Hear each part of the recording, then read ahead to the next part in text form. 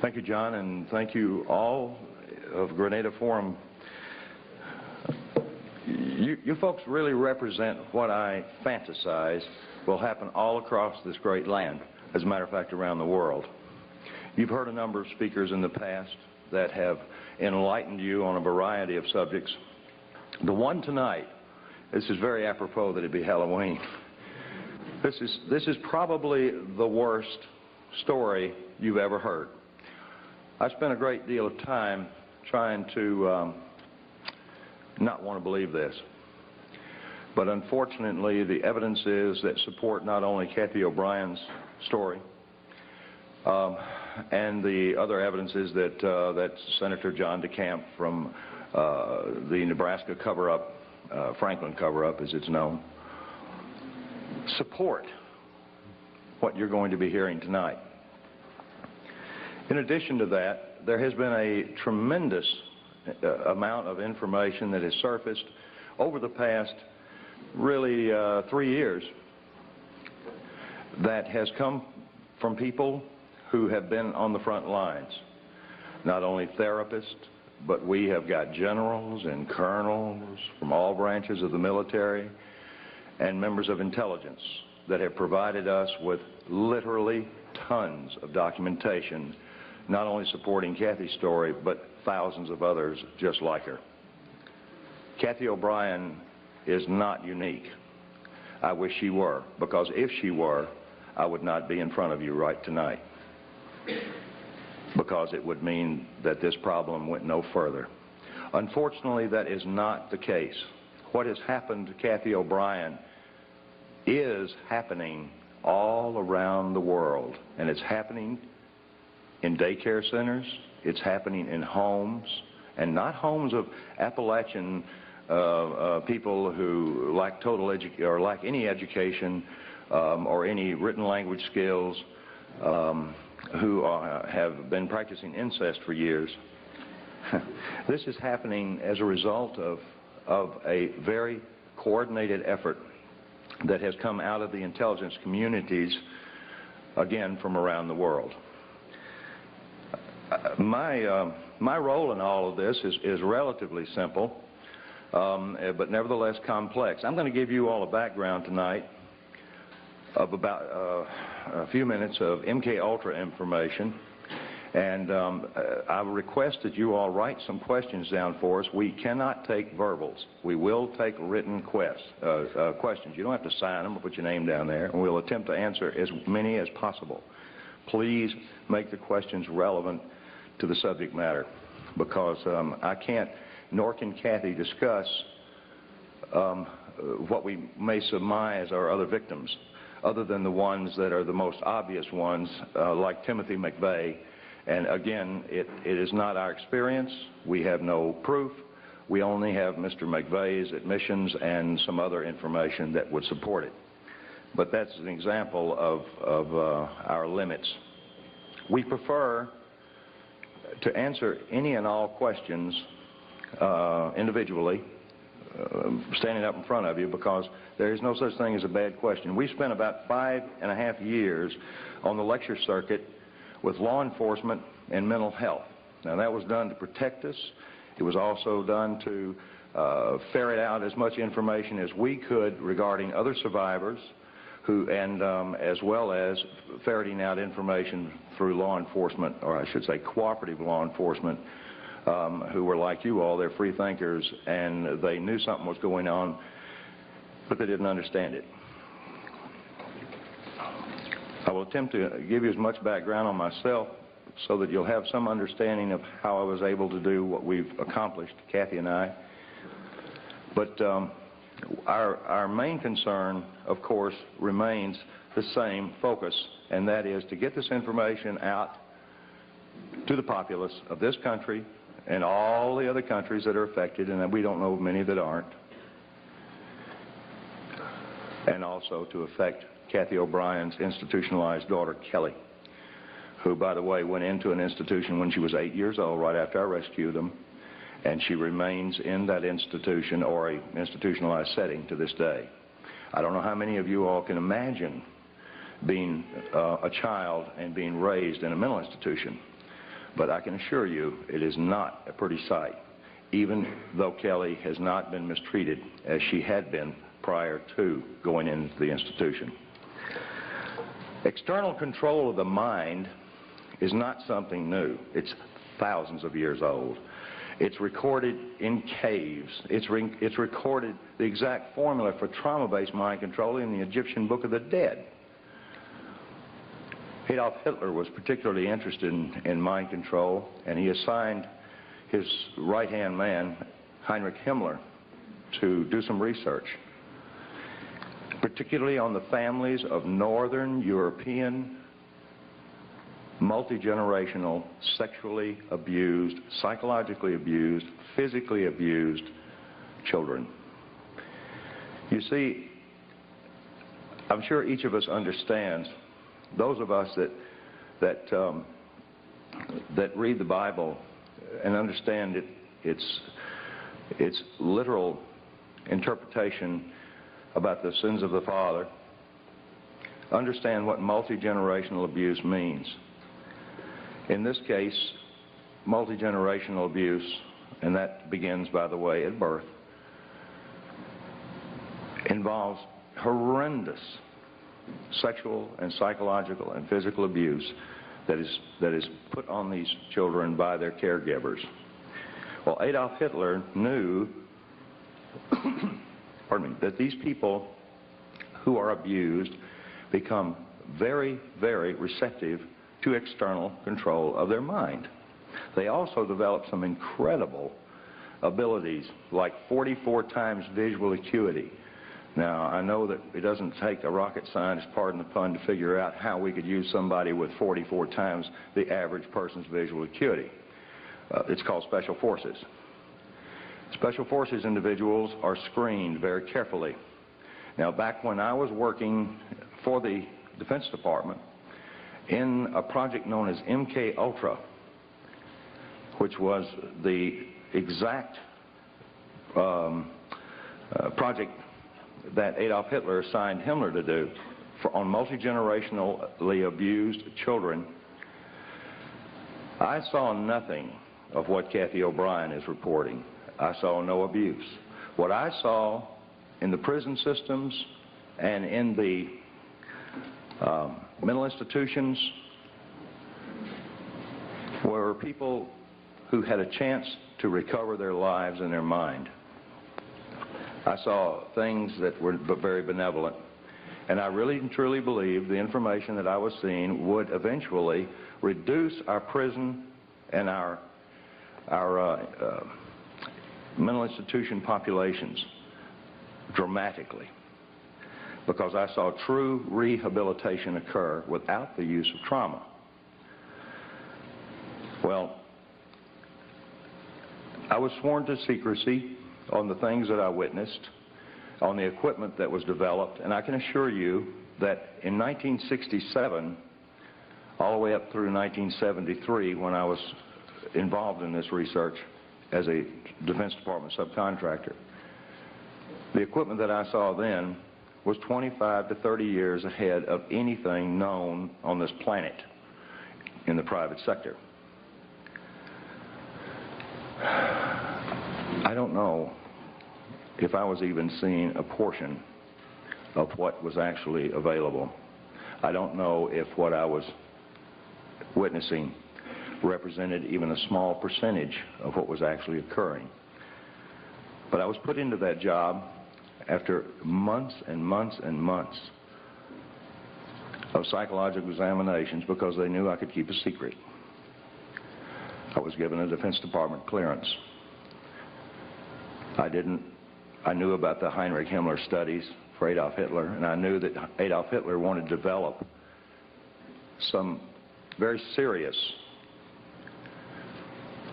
people to put in places to control various regions in what he called, and George Bush called, and Nero called, the New World Order.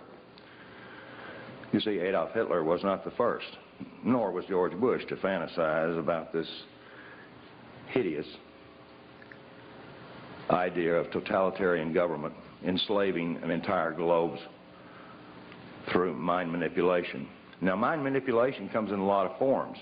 You folks are not, you folks in this room are not falling into one big, huge trap, and that is information control. And I, again, thank the Grenada Forum for bringing Cathy and I in to impart this message, because we need your support. This book is not distributed through bookstores for the most part. The few bookstores that do handle it directly with us. To guard the integrity of the book so that it would go totally uncensored, we published it ourselves the first time. We now have an opportunity before us because many of the people Cathy has mentioned in the book have been indicted for a variety of reasons, or are facing indictments, or have fled their respective countries, or stepped down from power.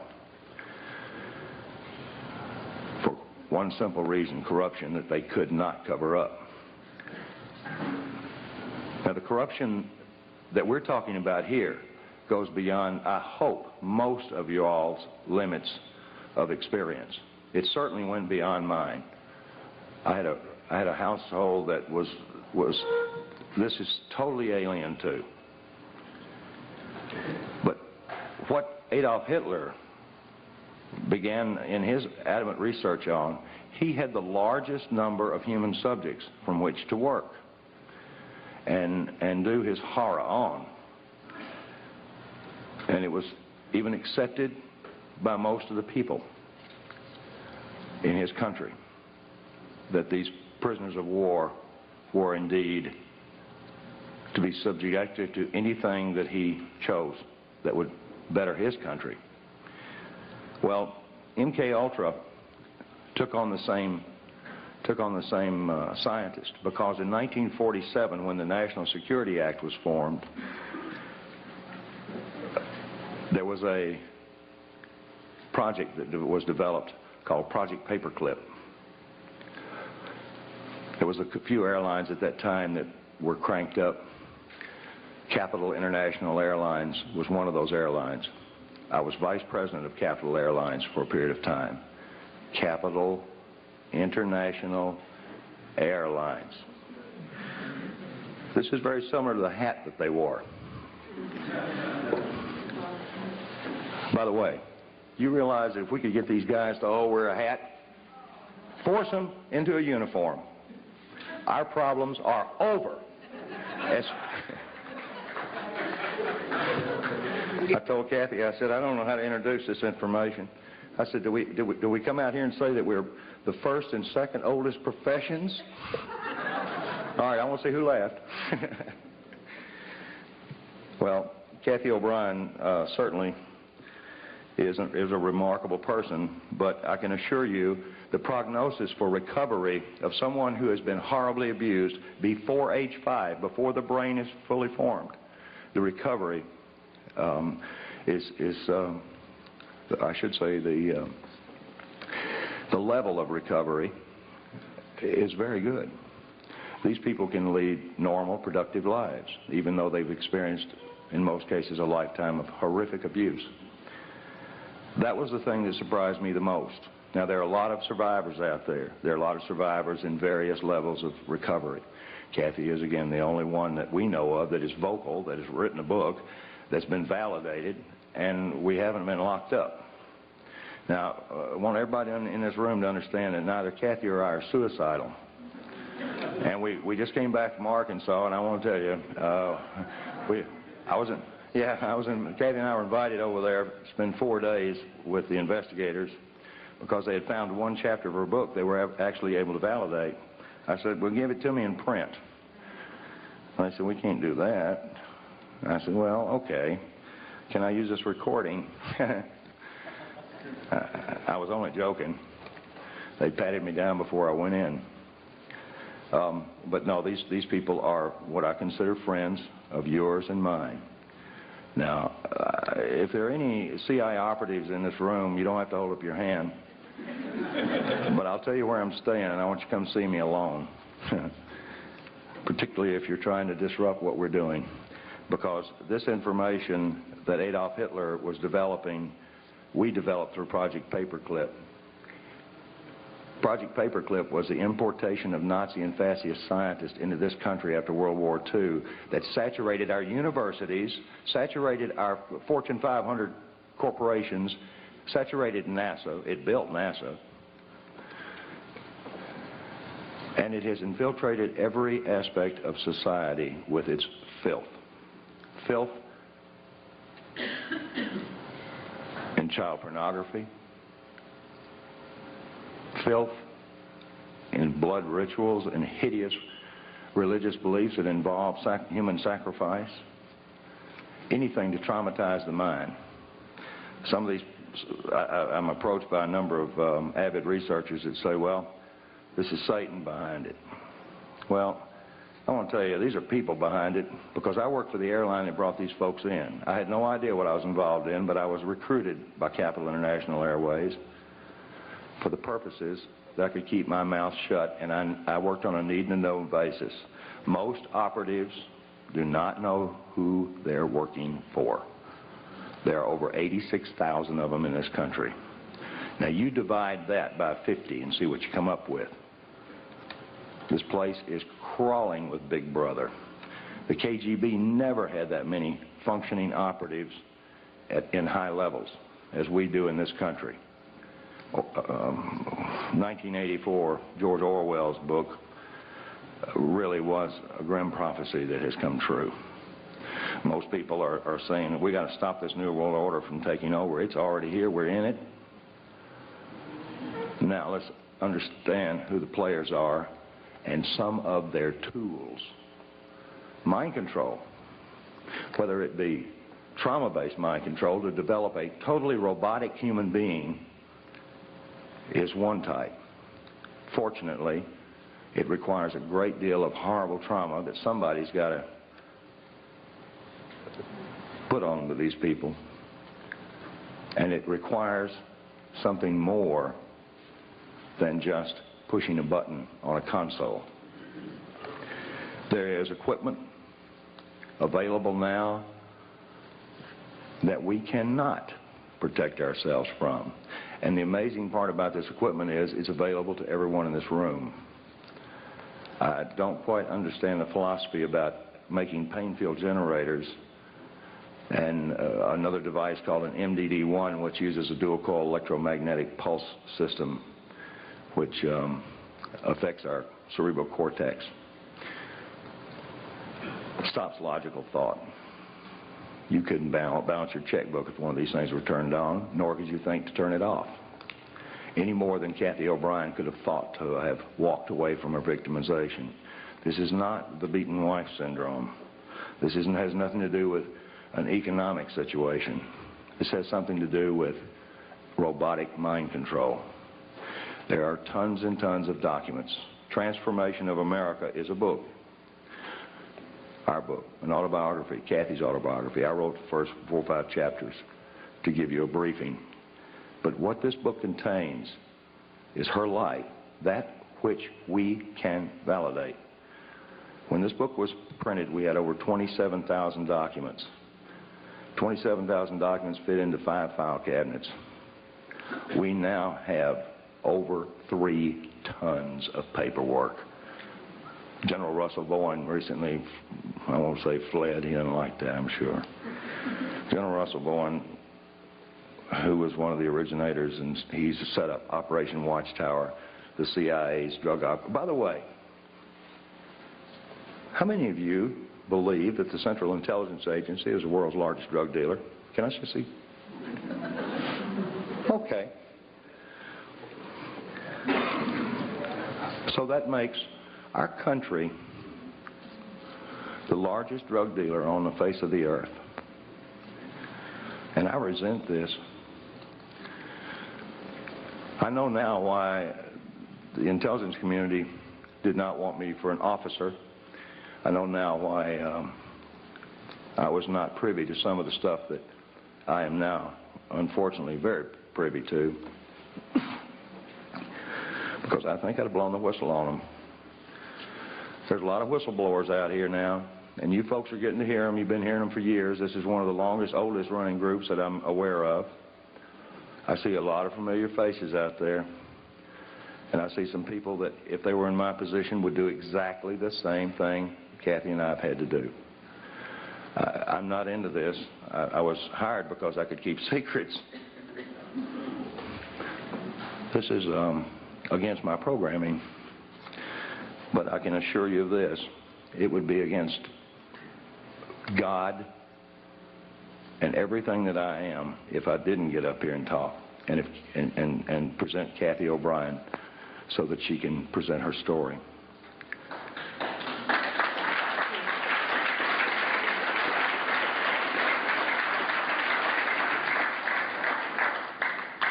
Cathy and I are really humbled by the number of people that we see that would have done the same thing. And people come up and say, oh man, we really appreciate what you're doing. I said, well, thank you. And I appreciate hearing that. I even appreciate people when they say, this is hard to believe. I'm going to look at this book and I'm going to look at these documents. I tell them, please, please, please do this.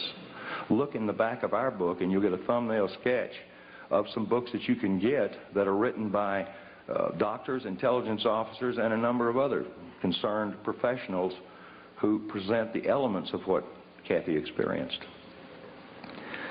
In 1977, the 95th U.S. Congress had met because this is good news, because I wouldn't have 1 ounce of credibility up here as far as MK Ultra goes if this didn't come out, and I couldn't even tell you the code name. But in 1977, the 95th U.S. Congress met to address an issue that a Dr. Ewing Cameron, the founder of the American Psychiatric Association, the APA, the lobby group in Washington that controls what doctors do for our heads when we run into trouble. APA, psychiatry is the youngest of all the healing arts, and it is the most primitive of them all because, yes, and I'm sure there's psychiatrists, may be psychiatrists in this room after that clapping. I'm sure they won't hold their hands up. But I know there are therapists in here. I've seen 2 already. These therapists know exactly what I'm talking about because the information that they're provided by their lobby has been carefully screened. Information on rehabilitating victims of mind control is not only scarce, but it's required some incredible efforts by some brave individuals who wound up getting sued because they could not violate the civil rights of the individual that they were actually treating. The situation with Cathy and I was very different. I wasn't a doctor. I wasn't a psychiatrist. I had no insurance or practice or license to protect. So I kept Cathy from reading newspapers. You see, when I rescued her on February the 8th, 1988, she didn't know her name, how old she was, or where she'd been. I'd seen this with people involved in espionage, and I immediately thought that Cathy had been an information courier, even though she was dressed like a prostitute, walked like a prostitute, and talked like somebody that was leading a Christian choir somewhere. And it was such a conflict, I couldn't quite grasp this contrast until I was given a great deal of information from some people involved in intelligence in this country and abroad. I was fed a treatment modality that ultimately would lead to putting Cathy OBrien free again for the second time in her life. The first time was when she was born, and it stopped right there. Cathy OBrien had been a victim of the most horrendous abuse system known to man. The type of mind control, again, that Adolf Hitler thought that he could use on certain individuals, putting them in positions of extraordinary power and having invisible strings, the master puppeteer, to their minds and what they said. I don't know if we have politicians like that now or not, because it seems like you don't have to put them under mind control. They'll do anything that corrupt members of Congress persuade them to do. I've known several corrupt congressmen that didn't have to be blackmailed with sex, that didn't have to be enticed with money or drugs. They just simply were corrupt. You see, a sociopath is a very outgoing individual. Leaders. Yeah, leaders. Yeah. Unfortunately, sociopaths have no conscience, no expression of soul. They do not relate to anyone else's pain except it gives them pleasure. MK Ultra was designed and had many, many sub-projects for developing the perfect soldier, the perfect espionage agent, things that I was told that would cover an area of our national security that no soldier and no diplomat could possibly cover. No one told me that we were using them as drug mules and prostitutes. No one told me that we were using them for breeders so that children could be provided sheiks, world leaders. No one told me that we were using them for money laundering operations. When I rescued Cathy and her daughter, the information about this is in the book. It took me a year to put Cathy back together, literally, with a whole lot of help and a whole lot of love. Other therapists don't have that latitude. They can't love their patients. They can't keep them away from telephones. They can't keep them away from newspapers and TVs. And they wind up getting contaminated because they're highly suggestible. They see an ad for fried chicken, they can smell it.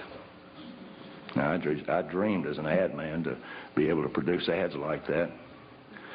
I worked real hard just to get somebody to go, nice ad. But nobody ever drooled on any pages that I ever put out.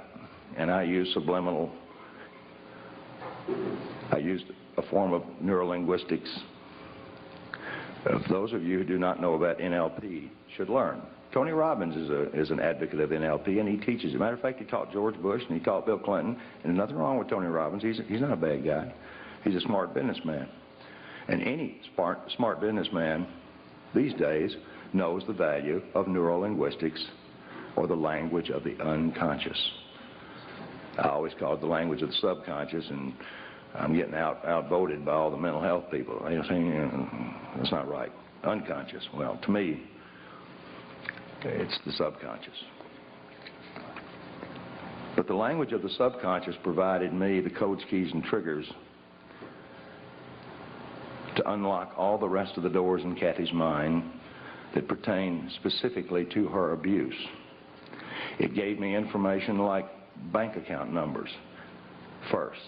And I found that rather unusual until I found out that most people who had worked around MK Ultra and knew anything about deprogramming, and by the way, it's nothing more. I'm nothing more than a hacker. Instead of hacking a hard drive computer, I'm hacking the hard drive up here. This job as a hacker provided me some incredible information on bank account numbers. And instead of going down and looting the bank accounts and having to hide for the rest of my natural life in luxury, I took them to the FBI and gave them to them. Not because I knew they were clean or dirty. It's because I didn't want them to kill me over it. I provided everything that's in this book over a period of 3.5 years to every state, federal, and local law enforcement agency that was directly involved with this case. And the names of over 1,000 agencies and people are in this book. I wanted to get this before Congress. I wanted to get it before Congress like happened in the 95th U.S. Congress in 1977, when the wife of a Canadian cabinet member had gone in to a mental hospital in Montreal where Dr. Ewan Cameron was practicing. I wonder why they say practicing. And she came out as a vegetable. Well, the cabinet member, I don't recall his name right now, he was just incensed on trying to find out what had happened to his wife. They put her through horrific electroshock tortures and every other conceivable torture, drugs, hypnosis.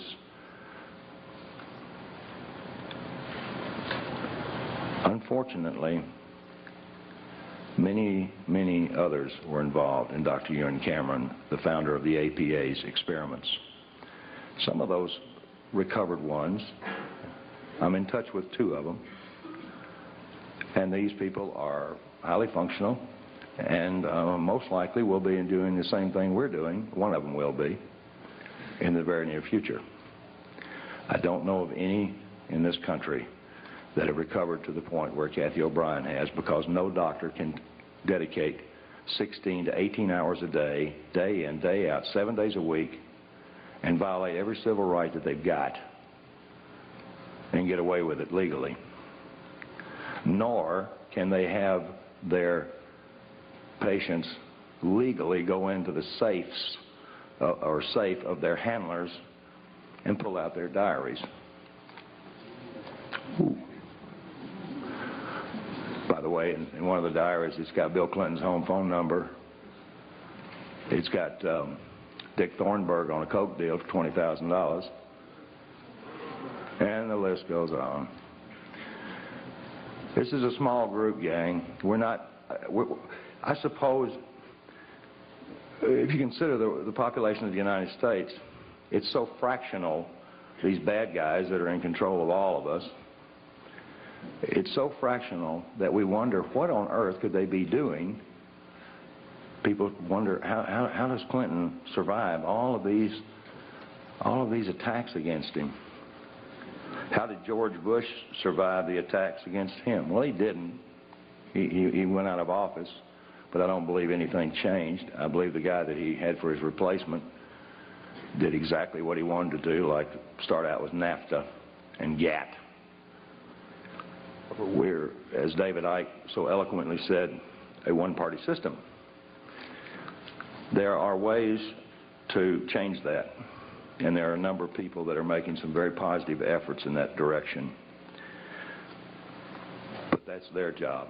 My job and Cathy's job is to stand before groups like you, very nervous, because we're not nervous that we stand in front of you so much as we want to make sure that the information you get will excite you enough to where you'll go out and talk about it, or go out and investigate it and talk about it some more. That's all we want to do. We attempt to get our books out by the case, and they get real cheap when you buy a case of them. One box of books, 36 books, $252 if we deliver them.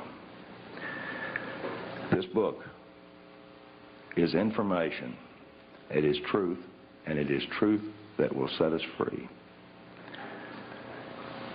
I am absolutely intent on the idea that the information contained in this book will indeed reach the eyes of those who can see. And the information contained on this video that's being produced right now will reach the eyes of those that can hear and see truth, so that they will get out and begin to wonder why Sirhan had the same psychiatrist, Jolyon West, Lee Harvey Oswald, Timothy McVeigh. Now, boy, I'll tell you, this guy's real popular. He's right down here at UCLA.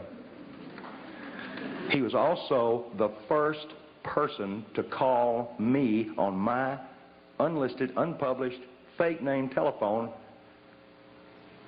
out in the boonies outside of Anchorage, Alaska, after I rescued Cathy and her daughter. And a woman by the name of Margaret Singer,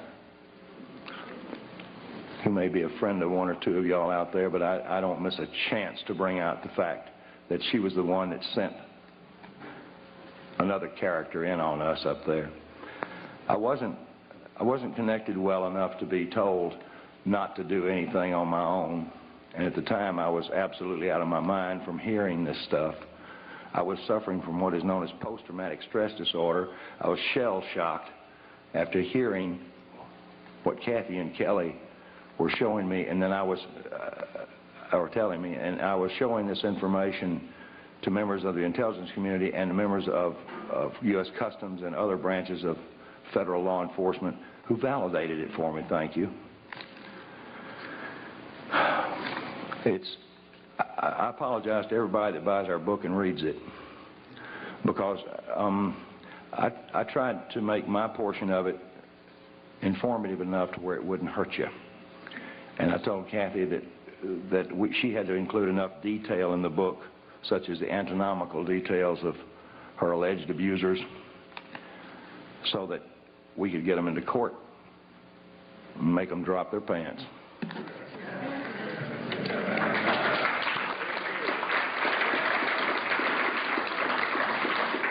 That kind of leads me into the presenter for the second oldest profession, or first oldest profession. I'm going to get to that same reverse. Now, who was first? Well, I don't know. It's a long debate in the intelligence community whether prostitutes or spies came first and second. I don't know. Ladies first. Okay. That's a good one. At this point, I'd like to present Cathy OBrien, the person who rescued my spirituality. I wasn't a bad guy, but I needed that extra push, and I'm mighty proud to have been with her for over 8 years now.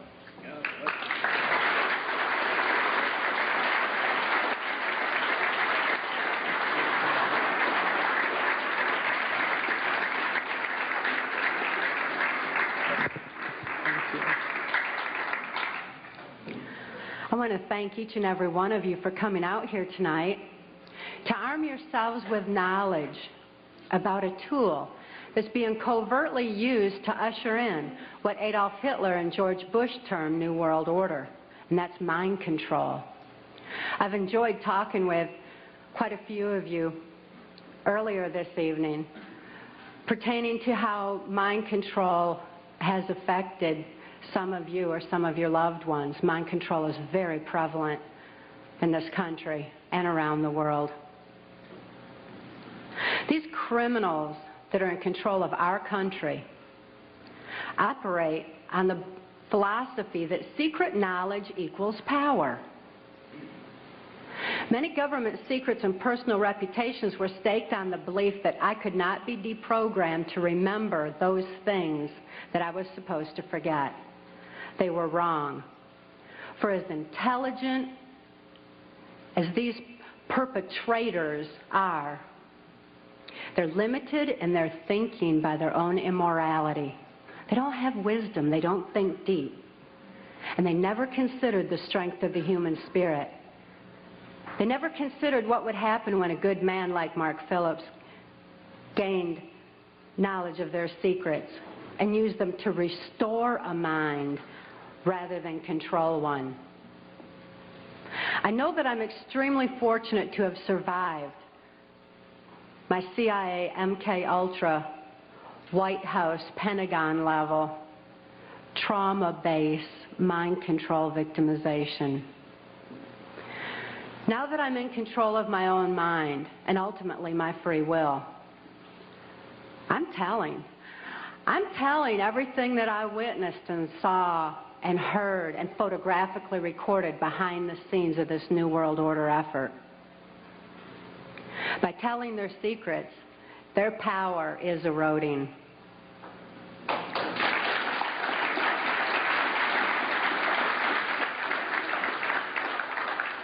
I also speak out to give voice to the many mind control victims and survivors out there who can't think to speak out and tell what they know and what they've endured. I speak out for the sake of my daughter, Kelly, who's now 16 years old and is a political prisoner in the custody of the state of Tennessee, where she's being denied any rehabilitation due to the political affluence of her abusers. She's counting on Mark and I to get this word out on her behalf. For Kelly's sake and for your sake, Mark and I have gone to great lengths to document the facts and the truths that are listed in our book, Transformation of America. Transformation of America is self-published, uncensored, so that you can have the facts that you have a right to know and a need to know. These truths have been covered up and kept from all of us for a long time under a blanket of so-called national security. This is the same blanket of national security that has prevented us from obtaining justice despite the extensive evidences and documentation we have. We have over 27,000 documents and evidences. Government insider testimony, medical records, more than enough evidence for any legal procedure in this country, including congressional. But this blanket of national security has stopped us from obtaining justice. It's time for truth to prevail. It's time that these truths were brought to light for the sake of humanity as we know it. I'd like to begin by defining mind control by my experience.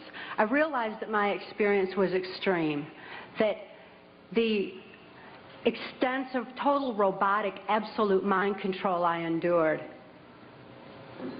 is more limited than the kind of mind control that's proliferating in society. Mind control has kind of a sliding scale where you've got the total robotic mind control on one side, and you've got mind control that's proliferating, such as in occultism in this country, or Global Education 2000, where children are losing their freedom of thought and their ability to critically analyze.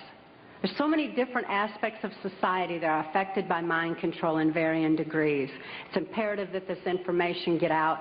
And as I explain my victimization, it certainly can be applied to all different facets of mind control and mind manipulation. And as Mark and I have heard so many, many times from people who have read the book and heard us speak out, that this is a thread that's tying things together. All of a sudden, this whole new world order is making sense. The erosion of constitutional values, the erosion of morality in this country, all of a sudden, it begins to make sense when we learn about mind control.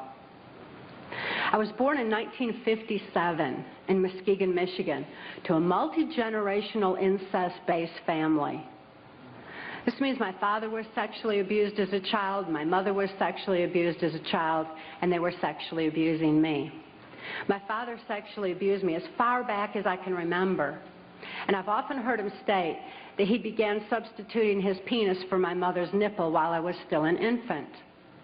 I tell you this so that you can understand that my sexuality was confused in infancy. It was put into an area of my brain that's much like survival, like eating and drinking would be. I tell you these facts so that you can be better armed and understand what's happening in society. And name names. Mark and I name names in our book, Transformation of America, not so that I can say, well, I was in the White House with so-and-so. I mean, I missed the whole glamour part, but this is so you know who the problem is and where these problems lie. The sexual abuse that I was enduring was so horrific that I developed dissociative identity disorder. This used to be termed multiple personality disorder, and I'm so glad they've changed it to dissociative identity disorder because it really more aptly describes the compartmentalization that occurs when a person endures trauma that is literally too horrible to comprehend. Even though I couldn't understand that what my father was doing was morally wrong, the pain and the suffocation of his abuse was so extensive that I developed dissociative identity disorder. It certainly was incomprehensible. There was no place for it in my mind to deal with such horror. Therefore, I developed a compartment in my brain, a little area behind amnesic barriers that was actually the neuron pathway shutting down in my brain in order to compartmentalize the memory of the abuse so that the rest of my mind could function normally as though nothing had happened. So if I'd see my father at the dinner table, I didn't remember sexual abuse. But as soon as he unzipped his pants, the part of me, that part in my brain that knew how to deal with that horrific abuse, the neuron pathways actually physically opened up so that that part of my mind could deal with my father again and again and again as needed. I certainly had a lot of experiences within that compartment that dealt with my father's abuse. But I didn't have a full range of perceptions. I had a very limited perception, a very limited view. Therefore, I'm so glad it's not termed personality anymore. I developed another compartment in my brain to deal with my mother's abuse. Her abuse was primarily psychological. She suffered from dissociative identity disorder herself, and I don't hold her accountable for her actions the way that I do my father, who is fully aware of what he was doing. My mother, in spite of her inability to control herself, destroyed any remnants of self-esteem that I might have developed. And her abuse was so horrific that I developed another compartment in my brain just to deal with my mother. I developed another compartment to deal with the child pornography that my father was subjecting me to. He was earning his living as a worm digger on a 6th grade education and supplemented the family income with child pornography that was being distributed through the local Michigan mafia pornography ring. At that time, there's a criminal faction of our government that was interested in targeting children such as myself for mind control, because this compartmentalization of memory was something that they deemed ideal for keeping government secrets. After all, if I couldn't think to remember, how could I tell about it? Additionally, people who suffer from dissociative identity disorder develop a photographic memory behind those amnesic barriers, because the brain has a defense mechanism that when trauma occurs, it photographically records events surrounding trauma. And an example of this would be that many of you who are old enough to remember, when John F. Kennedy was assassinated, most people know exactly where they were and what they were doing, because this was an event that traumatized the nation. And this exemplifies how the mind photographically records events surrounding trauma. So behind these amnesic barriers, I had a photographic memory, which the government deemed ideal for programming.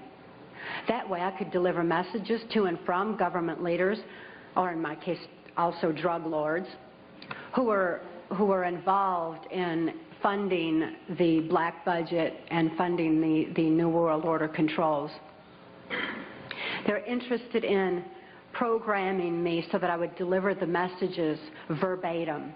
When I delivered messages, I delivered exactly what I was told, using the voice inflections of my abusers, with no conscious comprehension of what I was even saying.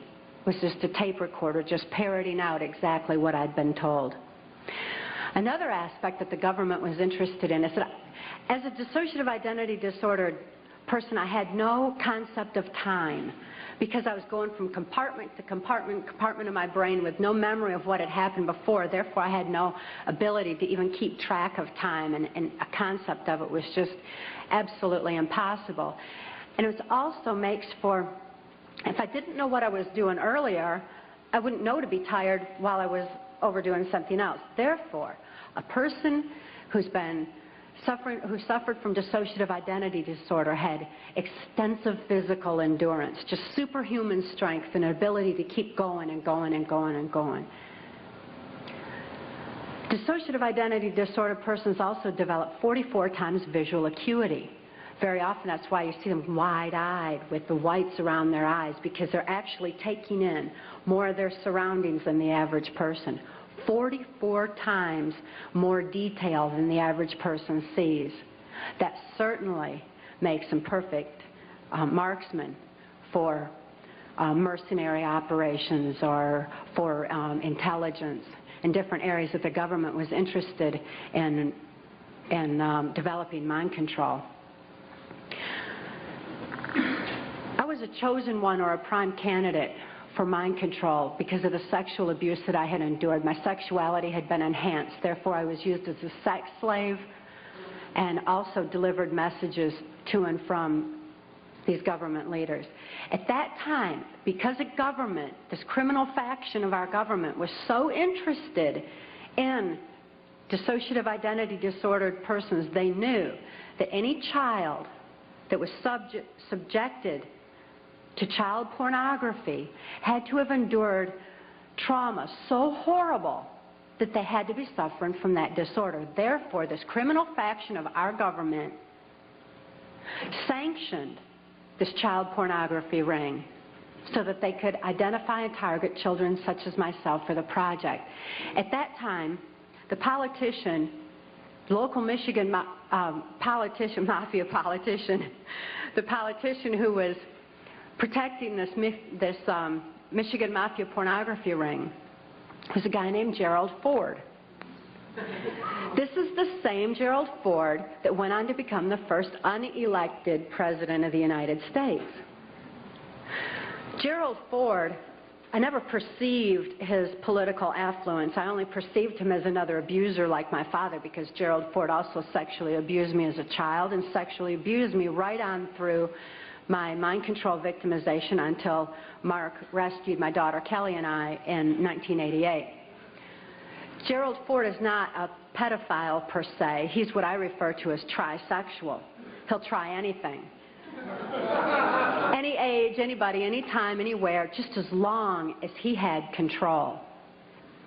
Because he had a perversion of power, in addition to his interest in mind control. Therefore, it was Gerald Ford who came out to our house and explained to my father how to raise me in the project according to government specifications. My father had been caught sending this child pornography through the U.S. mails, and therefore he was approached and told that if he sold me into that project, that he would gain immunity from prosecution. My father remains free from prosecution to date for so-called reasons of national security. My father thought it was just absolutely wonderful and immediately sold me into the project. He felt like the government condoned child abuse. So did I. I certainly felt like the government did. And my father went on to have 5 more children to raise in the project, so there were 7 of us in all. The rest are still awaiting freedom. Once my father agreed to sell me into the project, I was taken routinely to Mackinac Island, Michigan, which is a political retreat where the Michigan governor's mansion is located. It was a bohemian grove of sorts where politicians met and discussed New World Order controls, where they discussed mind control of the masses, mind control in the school systems, how to use occultism as a trauma base. One of my sexual abusers at that time was the Prime Minister of Canada, Pierre Trudeau. Pierre Trudeau is a professed Jesuit. Now, the Jesuits are an intelligence arm of the Catholic Vatican. There's a criminal faction within these Jesuits. I'm certainly not saying all Catholics are bad, nor am I saying all CIA is bad or all politicians. There's good and bad in everything. But nevertheless, Pierre Trudeau represented this criminal faction of the Catholic Church, of the Jesuits, who believed in mind control of the masses because they wanted to be the one world church in the New World Order. The money that was being brought in through the church was funding New World Order controls. And he firmly believed in mind control. Another sexual abuser of mine was then Michigan Senator and later U.S. Congressman Guy Vanderjagt. This is the same Guy Vanderjagt that went on to head the Republican National Committee that put George Bush into the office of president. It was at Mackinac Island, Michigan, when I was 13 years old, that I was dedicated to the senator who had become my owner in this mind control project. That's U.S. Senator Robert C. Byrd. Senator Byrd is a Democrat from West Virginia. And again, as you'll notice as I reveal any names, that this doesn't have anything to do with party lines. Democrats and Republicans both are involved because it's not about party lines, it's about who's for the New World Order and who's not.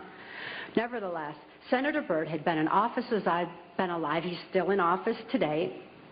He's been head of our Senate Appropriations Committee, which means he held the purse strings of our country. He decided where money would be spent. And I know from having witnessed and experienced and saw so much behind the scenes that Senator Byrd was appropriating money in directions that would allow for New World Order controls. Not only that, but my father, for having sold me into this project, was granted a lucrative military contract for making camshafts for military automobiles and all. My father became extremely wealthy on his 6th grade education. Senator Byrd, as my owner, would decide where I should go, when, what operations I would be forced to carry out during the Reagan-Bush administration, what places I should be taken specifically for mind control programming. Senator Byrd directed all of my activities. Also around that time, I'd made my first communion in Muskegon's St. Francis de Sales Church. Having made my first communion, I also endured an extra ritual after that was referred to as the rite to remain silent. That's R-I-T-E, as in ritual. This involved Congressman Vanderjagt and the head of our church at that time, a Father Don. And they subjected me to an occult blood ritual. This was so horrific. It was this reversal of the Catholic Mass. It confused my mind because when a person's operating on a subconscious level because they're so traumatized that consciously there's no place for what they're enduring, the subconscious mind has no ability to discern and to question and to reason the same way that the conscious mind does. And this reversal of the Catholic Mass into occultism just made it all seem to run together in my mind. It was absolutely horrific.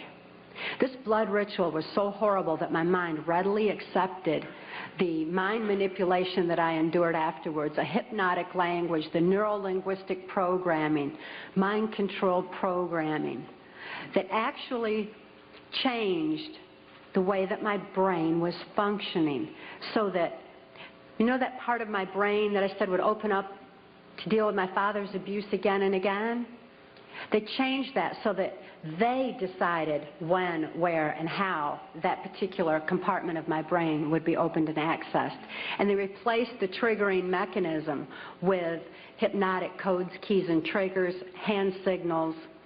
There's also phone tones that can also open those neuron pathways and give access to the compartmentalized memory as well.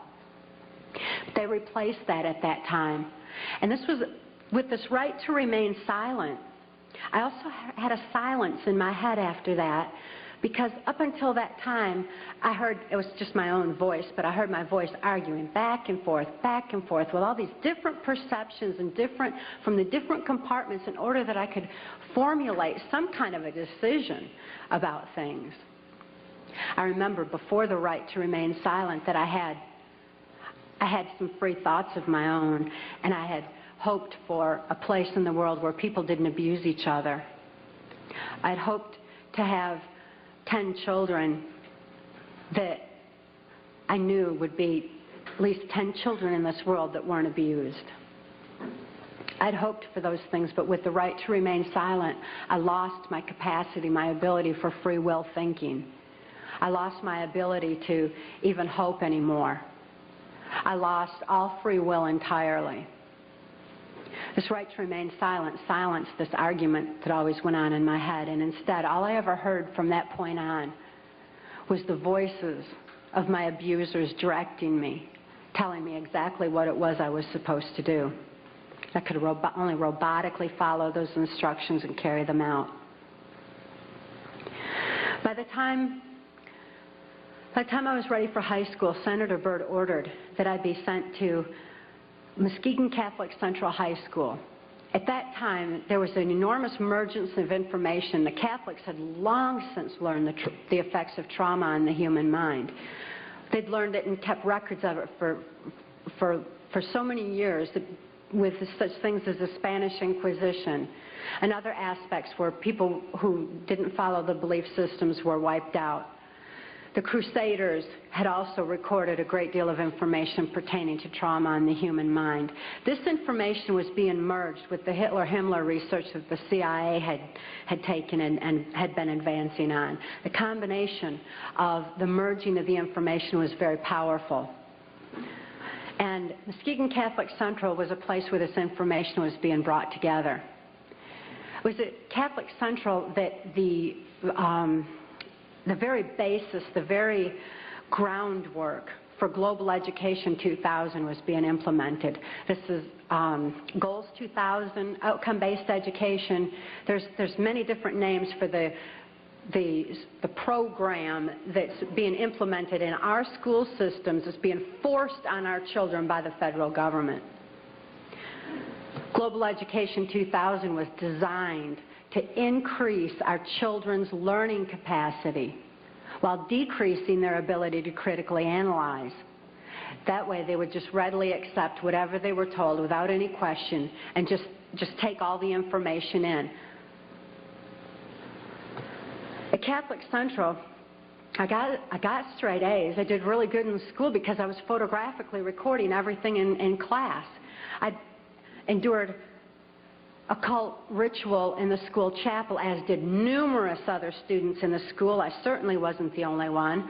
As a matter of fact, by that time, I really thought the whole world was involved in this kind of abuse. By then, my whole environment was saturated with it.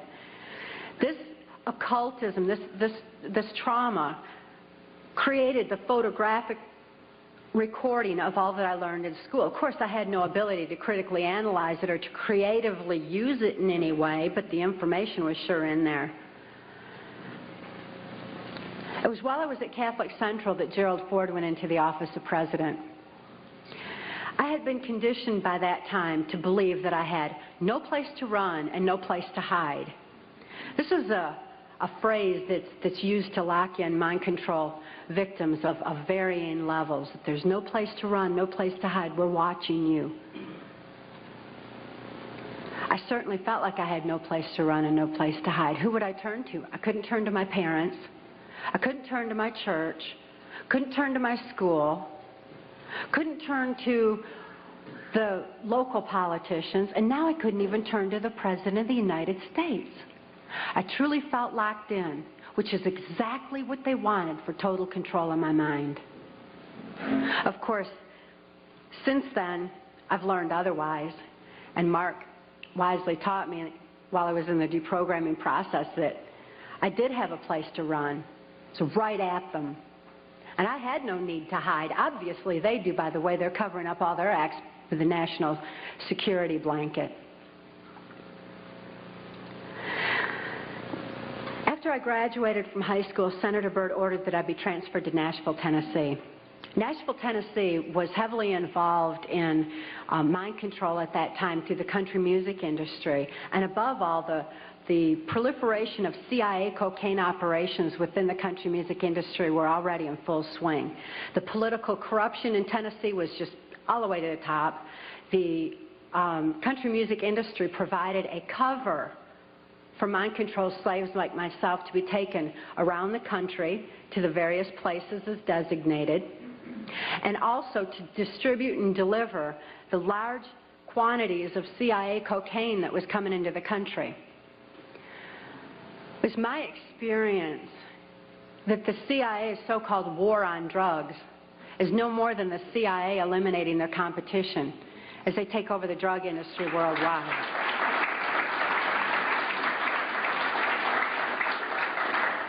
They took their war on drugs to our street corners and turned our streets into a bloodbath.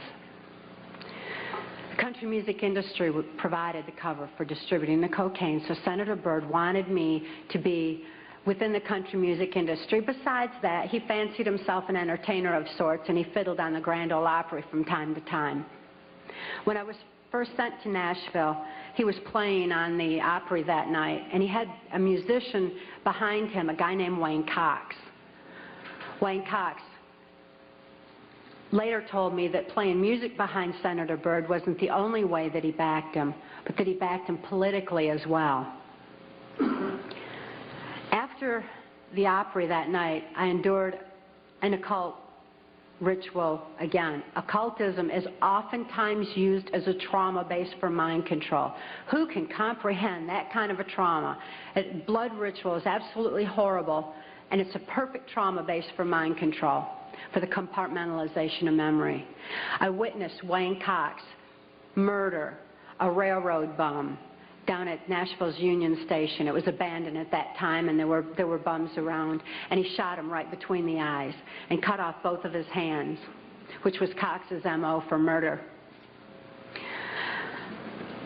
After this blood ritual, this horrible trauma, I was programmed that Wayne Cox would be my first handler in MK Ultra Mind Control. As my handler, Wayne Cox would follow Senator Byrd's directions and instructions, and above all, he would be subjecting me to more trauma sufficient to satisfy the numerous compartments Senator Byrd wanted developed in my brain for mind control programming so that I could carry out various operations during the Reagan-Bush administration.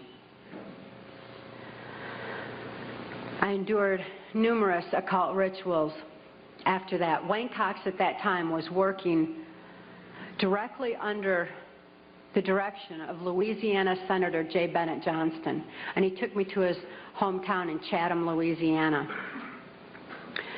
J. Bennett Johnston at that time was heavily involved in mind control operations because he was running a band of mercenaries out of Louisiana.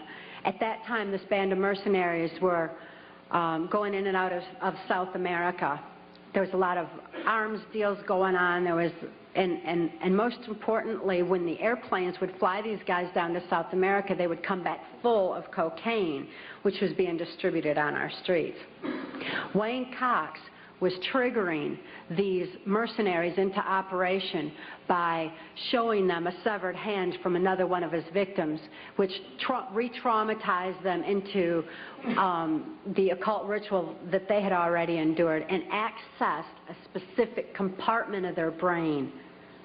And he told them that J. Bennett Johnston wanted them to give him a hand and carry out a certain operation. He would then give the instructions and the guys would follow him through. So J. Bennett Johnston was heavily involved. At that time, it was 1978, and it was determined that I had endured sufficient trauma to carry out my first trial run operation. An enormous quantity of cocaine had been flown in on one of these operations, and I was to deliver it into the neighboring state of Arkansas. By that time, Bill Clinton's drug operation was in full swing. He was governor of Arkansas, and I delivered this cocaine to a remote airport in Ouachita Forest, which I've since identified as Mena Airport. I also delivered a little packet of information and a small quantity of cocaine, a personal stash from J. Bennett Johnston, to Bill Clinton. I delivered it to Bill Clinton, and he cut out 2 lines of the coke, and he did inhale.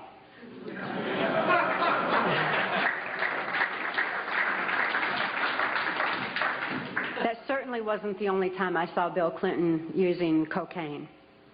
My sexual experience with Bill Clinton was extremely limited, in spite of the fact that I was a sex slave. It was my experience that Bill Clinton is bisexual, leaning far more towards a homosexual end. All I've ever seen him involved in was the homosexual activity, with very limited experience with him myself. Whereas my experience was much more prevalent with Hillary Clinton, because Hillary is also bisexual, leaning more towards a homosexual end, and it was she who accessed my sex programming. to fulfill her perversions. Around this same time, J. Bennett Johnston subjected me to some other mind manipulation that involved, instead of an occult theme, an alien theme. Now these guys who are manipulating my mind and programming me for mind control purposes claimed, and these criminals in control of our country as well, claimed to be gods, demons, and aliens, in order that I feel totally helpless, in order that I felt like they were beyond my realm to affect. And it certainly worked at that time. J. Bennett Johnston told me that he was an alien. He told me that he had been part of the Philadelphia experiment, and when the ship disappeared, it came back a spaceship. This is in keeping with kind of an air-water mirror theme that NASA uses quite frequently, a reversal, because, again, the subconscious mind doesn't have any reasoning capacity. J. Bennett Johnston then showed me, through his office at General Dynamics, a then top secret stealth.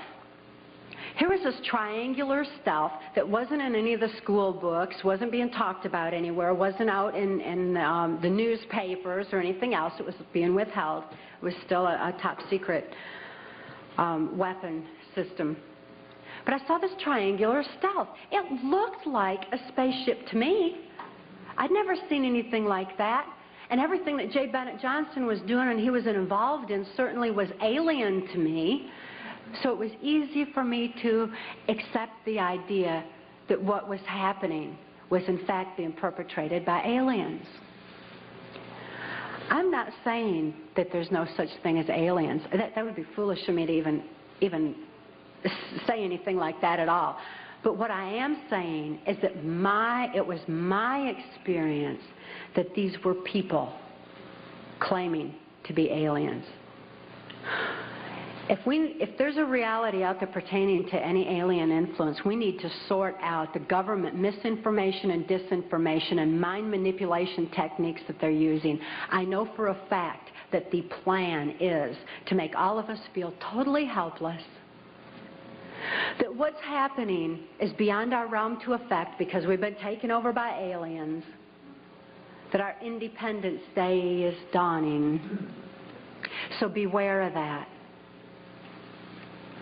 Understand that those criminals have been keeping information and technology from us under their blanket of national security. They are 25 years ahead of us at least, technologically. Can you imagine what they've got now? 25 years ahead? What's happened that you're aware of in the last 25 years? Microwave ovens, we've got computerization, and they've had access to all of that to continue their own advancements. They're way ahead. So when they say, it's aliens, and they show us some incredible technology, don't fall into the trap of feeling totally helpless, that this is beyond our realm to affect. Superstition begins where knowledge leaves off. And they have been keeping knowledge from us for a long time. People have all kinds of belief systems. And I'm sure each and every one of you has various and different belief systems as well. Regardless of what your belief system is, it is imperative that you know that these criminals are people. They are within our realm to affect. They need to be held accountable for their actions and their crimes against humanity.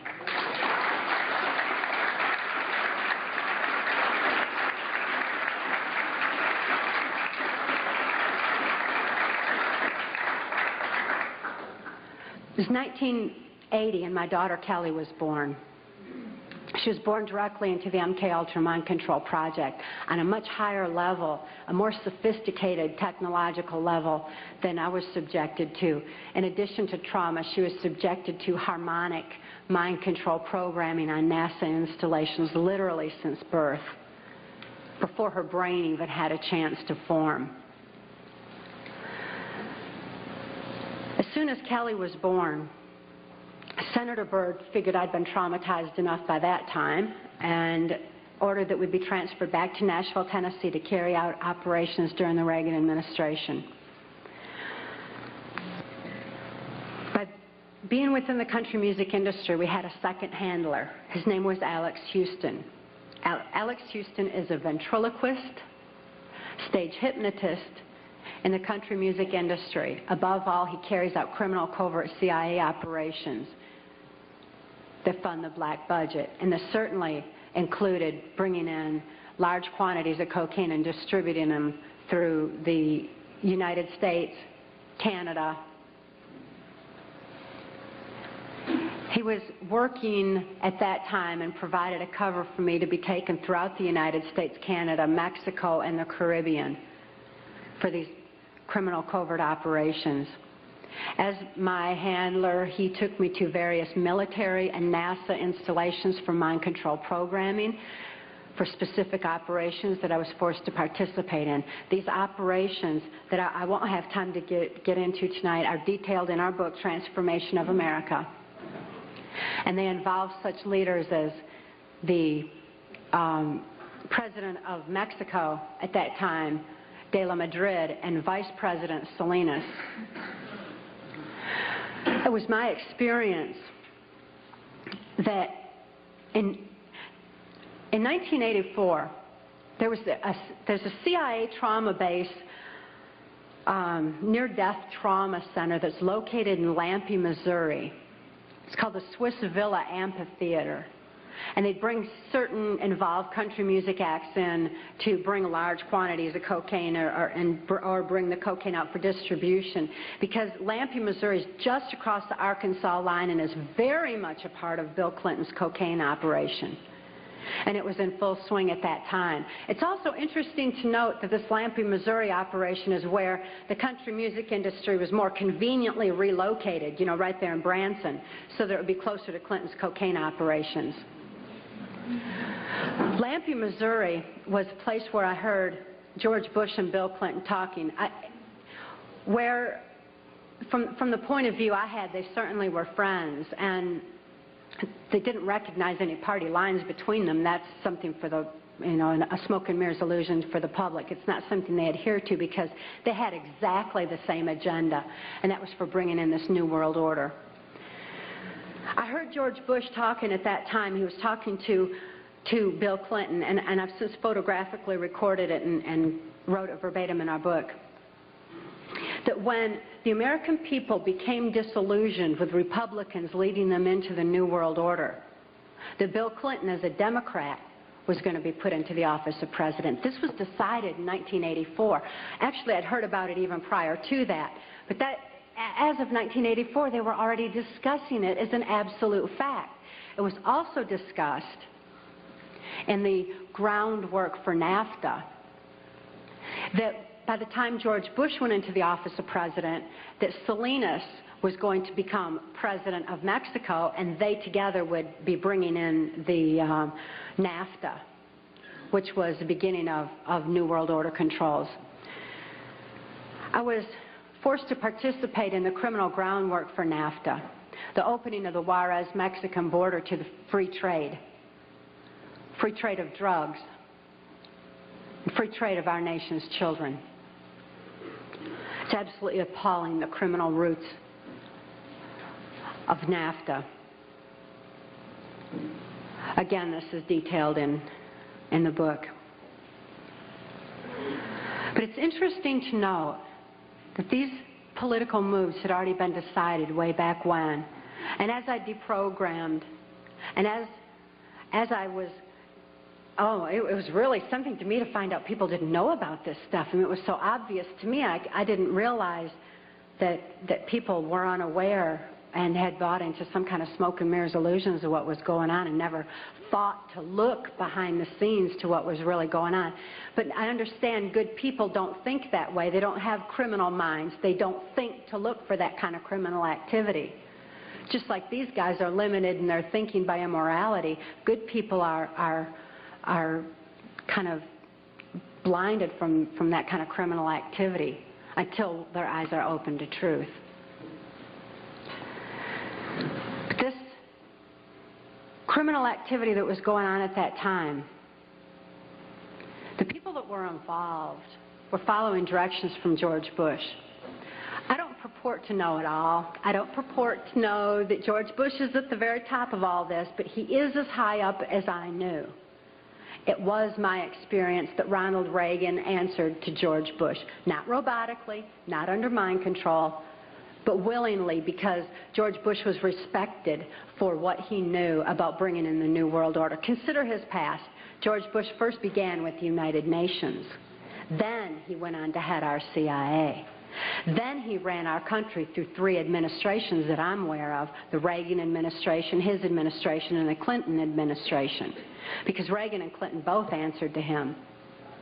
Mexican President de la Madrid answered to him and knew that Salinas was to be coming into power, and Salinas had more influence in Mexico at that time than de la Madrid, that, as far as my experience was concerned.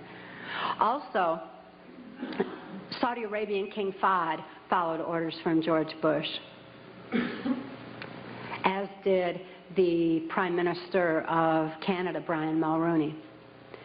In 1983, I heard Ronald Reagan and Brian Mulroney discussing the New World Order. Senator Byrd had acted in the capacity of a pimp and prostituted me to Reagan, and I was present at this White House cocktail party. Now, Ronald Reagan certainly provided a wonderful smoke and mirrors illusion for all of us. For those of you who don't want to believe that he's involved in this, he told you he's an actor. And he did a real good job of it for a long time. That was his role. That's what he was supposed to do. Nevertheless, I heard Ronald Reagan telling Brian Mulroney that he believed the only way to world peace was through mind control of the masses. I know from experience there's no peace of mind under mind control. And I wonder at a world peace where people don't have peace of mind. Mind control, the ramifications of mind control are far-reaching, because I also know that under mind control there's no free thought. Without free thought, there's no free will. Without God-given free will, there's no soul expression. What kind of a world peace can we have without any free will or any soul expression, without any spirituality? Mind control needs to be exposed in order that people maintain their freedom of thought, in order that people maintain their free will and have that spiritual expression, because of spirituality, when people have soul and spirituality, they're going to be acting in a capacity of love anyway. That is where world peace is, not in mind control.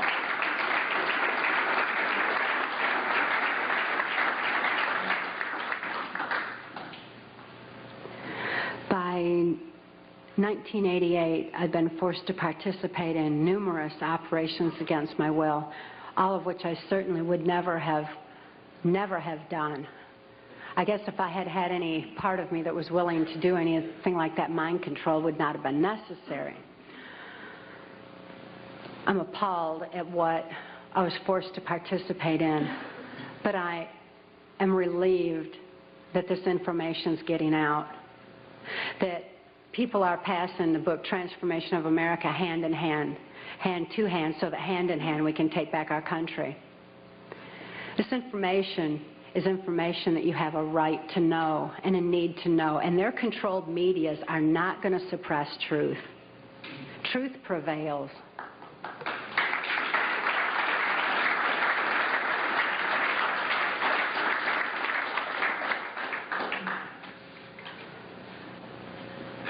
In 1988, Mark rescued my daughter Kelly and I.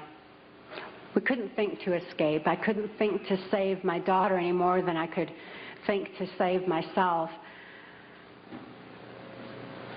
And all those childhood hopes and dreams were certainly hadn't come to fruition. When Mark rescued Kelly and I, we didn't have any ability to even hope for good people. We didn't know they even existed. We didn't have a capacity to trust anyone. It wasn't within our realm of experience. I couldn't think to reason that Mark was a good guy. But I'd seen him with his animals. And even though I didn't have any ability to consciously reason, and Kelly didn't have any ability to consciously reason things out or to think things out, we had this extra sense developed. We sensed things very strongly. After all, when you consider that we use, 10% of our brain, we'd been like blasted into other parts of our brain, and these parts of our brain were real perceptive on what's considered, I suppose, psychic levels by some definition. When we had a sense for things, kind of like the animals did. And we noticed that the animals loved Mark. He had these raccoons that he'd rescued. He had 3 raccoons, and they all loved him, and they hugged him, and they wrapped their arms around his neck, and they patted on his face and kissed him. And, you know, that was really a neat thing for us to see, because we had only seen our animals abused. We lived on a farm. We had lived on a farm, and we had dogs and cats and horses and cows and guineas and chickens and all kinds of animals, all of which Alex Houston tortured or killed to keep us in line to, you know, if we didn't do this, this would happen to our pet. And we loved our animals. Please bear this in mind, that people who abuse children oftentimes abuse animals. If you see someone abusing an animal, keep your eyes open, look further, make sure those kids are safe. I've never seen an exception to this rule. Not that there's not one out there somewhere, but I've never seen an exception to it. So it was very telling to us that these animals loved Mark. Additionally, when he came in and rescued us, I mean, here we were under the gun of the CIA. Everything was very precarious, to say the least. I was 30 years old. I was supposed to be killed, as most mind-controlled slaves are at the age of 30. Besides, I was considered too old for sex by that time, so I was supposed to be wiped out. But Mark came in and rescued me from certain death, and rescued my daughter from a fate much worse than death, and took the time to rescue our animals. He packed up all those cows and horses and guineas and chickens and loaded them up on these different trailers and everything, and brought them to safety as well. This had a profound impact on Kelly and I. We certainly developed an ability to trust right there and then. Mark took us to the safety and serenity of Alaska. Since we were safe for the first time in our lives, experiencing love for the first time in our lives, memories of our past began flashing on our mind's screen.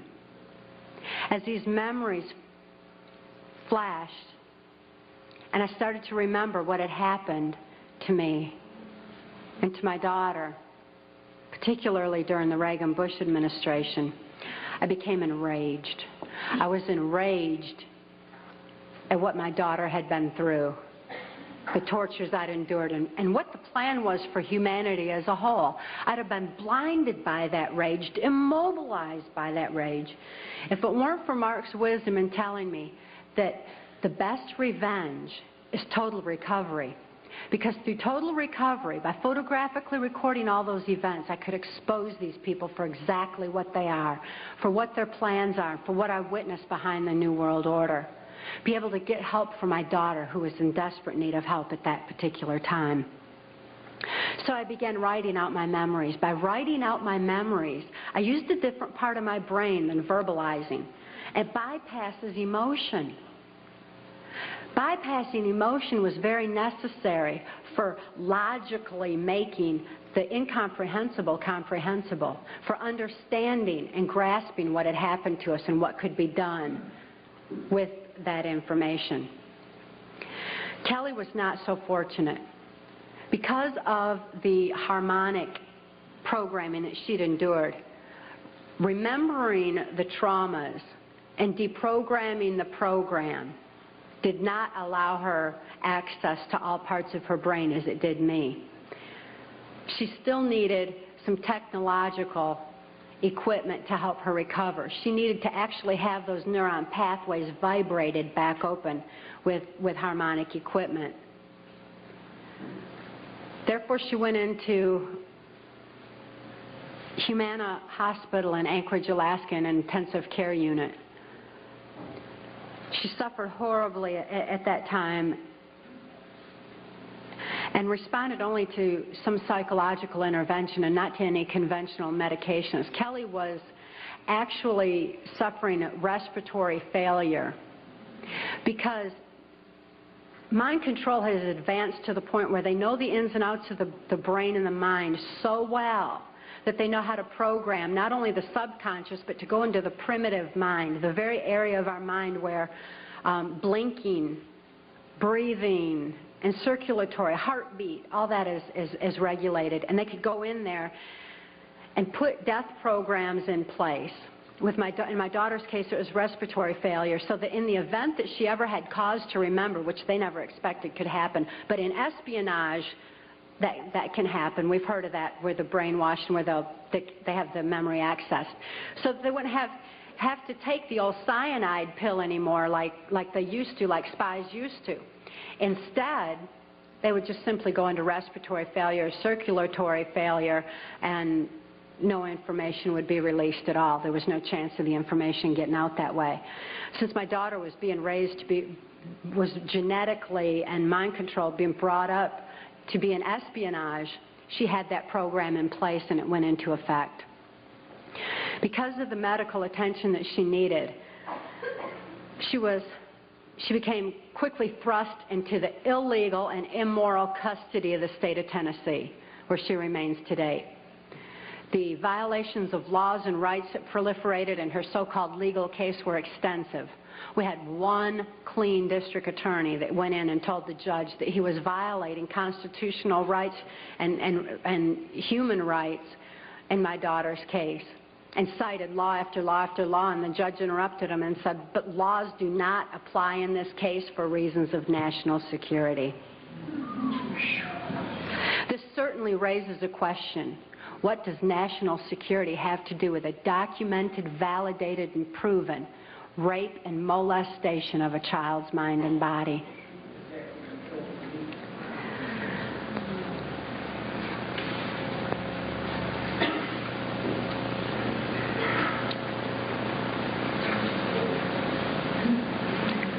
For Kelly's sake, and the sake of so many other mind control survivors out there, we need to lift this veil of national security.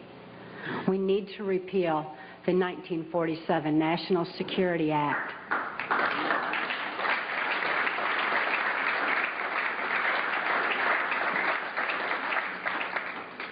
This is a national security that's threatening the security of our nation when it covers up such crimes against humanity as mind control, when it covers up the CIA's so-called war on drugs, when it covers up the selling out of our country to New World Order controls. That's a national security that has nothing to do with the security of our nation. This national security has kept information pertaining to mind control for all of you for far too long. We've got to get this information out. We've got to arm others with knowledge on mind control, because knowledge is our only defense against mind control. We need to get this information out in detail so that we can all be more effective in our particular areas of taking back our country and ultimately taking back our world, for Kelly's sake, for the sake of all the other mind control survivors and victims that I know are out there. There's many, many of them. And for the sake of humanity as we know it. It is truth that sets us free. Please help us spread the word. Thank you.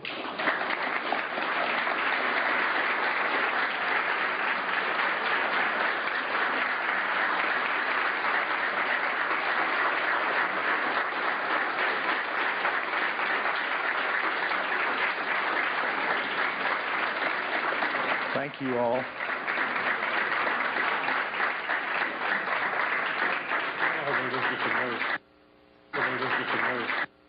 Jonestown was an MK Ultra project, but now, and that's right out of the government printing office, right out of the FOIA.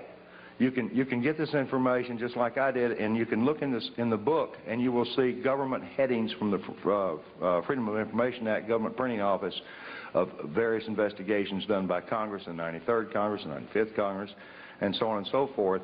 And if you go to your library and access those under those headings, you will come up with this information. But let me give you a little information about Jonestown. In French Guiana, the property for Jonestown, the money came through a Mexico City bank, and it was traced directly to the Central Intelligence Agency. Jonestown was not a mind control project. Mind control had long since been perfected. Jonestown was a biological weapons project. And the worst part about this whole thing is there's two other projects twice the size that have been going on, that were going on in 1977, and they're still going on today. Now, that is very much reminiscent of the house of prostitution for little children that were being used in Washington, D.C. that you read about, and even in your, I don't want to call them newspapers anymore. Yeah, the birdcage liners. Thank you. But there was a house of prostitution that these congressmen were using that was using little children in there. Well, nobody ever thought to ask, what happened to the little children that were being used? I'll tell you, they were moved right down the street, 2.5 blocks away, to 3 other houses of prostitution that still operate to this day. It's interesting to note that Wayne Cox idolized Jim Jones. He also idolized Charles Manson. This is the same Wayne Cox that's down there in Chatham, Louisiana, an occult serial killer who is immune from prosecution right now. He's free for reasons of national security. What is the name of the Jesuit order you spoke about? I mentioned in the book that they referred to themselves, not only the Jesuits, but all of them at the top of this New World Order pyramid, as the Order of the Rose. Please discuss the connection between the New World Order and the dominant network media, for example, ABC, NBC, CBS, CNN, et cetera, et cetera, et cetera. Information control, folks, is mind control. Need I say more? What you hear and what you see is all you have to base your decisions upon. We're being brainwashed. Monarch and MK Ultra program started in 1953. Do you see it? I don't know that. I didn't know that Monarch project started in 53. I'd be very interested in knowing how whoever wrote me this note knows that, if you want to speak to me later. Do you see any connections between government and Satanists? No, I see a direct correlation between satanic activity as well as blood traumas and other horrific types of abuse that is used as a part of their religious belief. But I don't downplay the subject of Satanism. It's just that when you say aliens did it, demons did it, I can't do anything about a demon. I can't do anything about an alien. I can do something about a human being that says they're a demon and says they're an alien. And you all can affect those kind of folks too. But I don't know of any way to go after a demon. And I don't know any way to go after an alien. And I'm not saying there's not aliens, and I'm not saying there's not demons. But I want to tell you all something. Every single patient up until about 1982 that was presented with dissociative identity disorder, or back in those days MPD, or multiple personality disorder, was diagnosed with demons, and they went right off the edge. And if that didn't get them, the how does that make you feel got them, or your session is up got them, when they were right in the middle of an abreaction. That's re-experiencing the trauma. So the poor patient was either going to be subjected to a exorcism by a good intention, in most cases, a religious person, or an exorcism of sorts from their therapist. because they didn't have any other information. They didn't know what they were looking at. They didn't realize the brainstem was scarred, very much like they have multiple sclerosis, and that you can get people to retrain the brain right through the auditory, but you can't say, let me get that demon out, or, oh, gee, I hope the alien doesn't come get you tonight, because you're reinforcing program. So no, I'm not downplaying Satanism. I'm not downplaying any sort of religious belief. What I am downplaying is a belief that it's something other than human beings. Take one. How much mind control is in the mass media? For example, last year there's no such thing as black helicopters. As of last month, everybody knows the military has black helicopters. Mind manipulation in the media is extensive, and they're controlling us by controlling our information.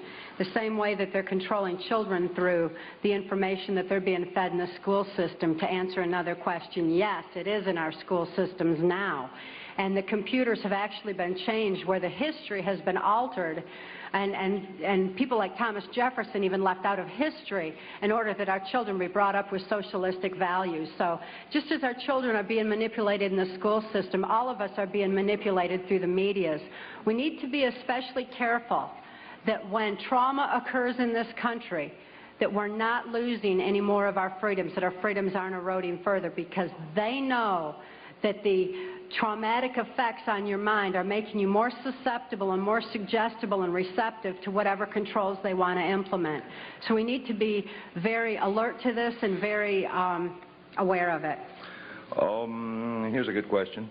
Are many FBI and CIA personnel under mind control? I've heard they are. These are incredibly good questions, y'all. And I'm going to answer this question the best way I know how. I don't personally know anybody under mind control working for the CIA or the FBI. I know a lot of them that are under information control. I do know this, that the CIA and the FBI recruits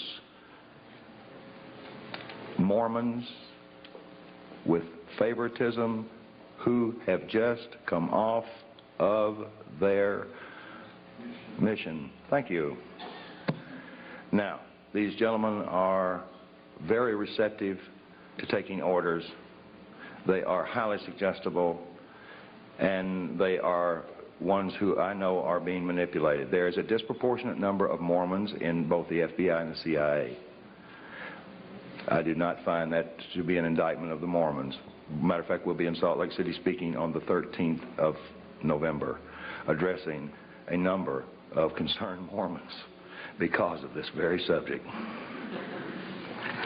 Staying in the religious aspect here, what do you think of Linda Blood's book, The New Satanist? Could you talk about Michael Aquino and his M.O.? Yes, absolutely. Michael Aquino is a primary mind control programmer of mine. Linda Blood is... By the way, he's a litigant, too. He sues everybody that ever talks about him. Including Linda Blood. Including Linda Blood, except us. Now, he got on national television and said, yeah, I know that, Mark Phillips. He is going to be the destruction of all organized religion in this country. Well, now there's an indictment. Michael Aquino is the founder of the occult temple of Set that's proliferating on our military bases. He is with the Psychological Warfare Division. Was with the Psychological Warfare Division. Some of his power is eroding thanks to the exposure that he's getting through people like Linda Blood. And it was my experience with Michael Aquino that he does not believe in the power of Satan. He does not believe in spirituality at all. That's not a part of what he does. What he does believe in is the power of trauma on the human mind and the compartmentalization of memory through high voltage stun guns. How does mind control work? Whoever asked me that question, I hope they bought a book. Why aren't people able to see beyond mind control once they're controlled? Then it wouldn't be mind control. It'd be foot control or hand control or finger control or eye control. There's no conscious thought. There's no conscious awareness under mind control. You cannot think to get out of it. There's no reason to get out of it because you don't even think that you're being abused. You don't think. That's the simplest analogy I can give you. You are a reactionary robot. How do you get deprogrammed? with love, well, a lot of patience. The modality for doing that is in our book. It's a 15-step one, and no therapist can legally do it. I can, and I'm not doing it anymore. How come the powers that be haven't killed either of you? Two reasons. How many people in here believe in God? All right. Those that have your hand up know half of the reason. The other reason is we followed a very careful path to the proverbial barn. We did not make some of the mistakes that some of our predecessors have, for instance, in the Enns Law case and others. It's not that I'm any smarter. It's just that I listen well, and I know how to trust. Therefore, I know who to trust, even those that I have not seen. Another reason, too, would be they've got so many fires to stomp out now, and people bringing truth out that, you know, we're just one of many. And besides, you know, stopping us is not going to suppress the truth. Were you ever at the Bohemian Club in Northern California? Yes. There's a chapter in the book pertaining to Bohemian Grove and some of the meetings that went on there between the politicians and world leaders that were involved. That's a place that needs to be exposed for exactly what it is. Okay. When I run into the same things over and over again, I'm not going to re-answer them. These are excellent questions. They're all excellent. Thank you. Someone asked, considering the things you've seen, the places you've been, why are you still alive today? I can tell you from personal experience, even though I can't tell you all the places I've been, I wonder how I'm still alive today. But it remains a total mystery to me, and it always will. Now, her body bears the scars. She has some of the things that they can't take away, they can't deny. Like Mr. Byrd, if he were undressed before Congress and the nation, there are things he can't deny, and Mr. Cheney as well. But there are undeniable scars that this lady carries that are not on her mind. They're on her brainstem, all over her body, thousands of stun gun scars, and a vaginal mutilation that defies the worst horror story you can imagine. Now, those are things that people don't do to themselves. Now, I had a CIA boy who was pawning himself off as an enforcement officer with DEA, who was on assignment to U.S. Customs in Florida. That should have been a tip-off. He said, you know, FBI believes she had that done to herself. I said, of course she did, with a pocket knife, moron. I said, how in the world would anybody even find anybody evil enough to do something like that? And I tracked it down. It's an ancient Egyptian practice taught to Michael Aquino. And I understand from her that he is alleged to be the one that told her handler, Alex Houston, how to use carving knives to do it.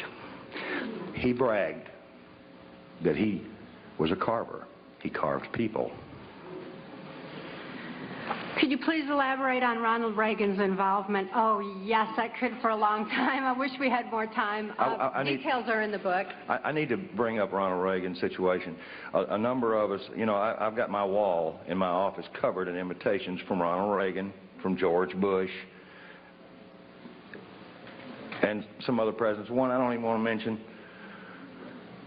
that I was invited to dinners and inaugurations and all sorts of things through my relationships with people in the community and in the State Department. When I heard this information, I wasn't shocked about Ronald Reagan, because when I was with Ampex Corporation in the early 70s, Ronald Reagan was governor of California, and he was in big trouble because he had encouraged a MK Ultra mind control experiment to be instituted in the Vacaville prison here in California. And it made the congressional record. And Ronald Reagan is the governor that was the only governor of any state in the United States that got caught instituting trauma-based, chemical-based frontal lobotomy and so on and so on and so on and so on mind control in our prison systems. And now it is rampant. As a matter of fact, this is the one subject you can get more information out of Congress on than any of the rest of them. Is there any link between the homosexual prostitution ring found operating out of Barney Frank's a few years ago and your topic tonight? I can't say that I'm an authority on this, but I talked to a bunch of psychologists and psychiatrists, one of which was privy to some medical documentation on one of the children that came out of that, and the answer is 100% yes, it's connected.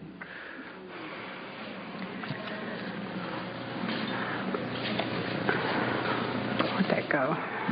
How does remote viewing being done by various former military men such as Major Ed Daines and Courtney Brown compare with your mind control?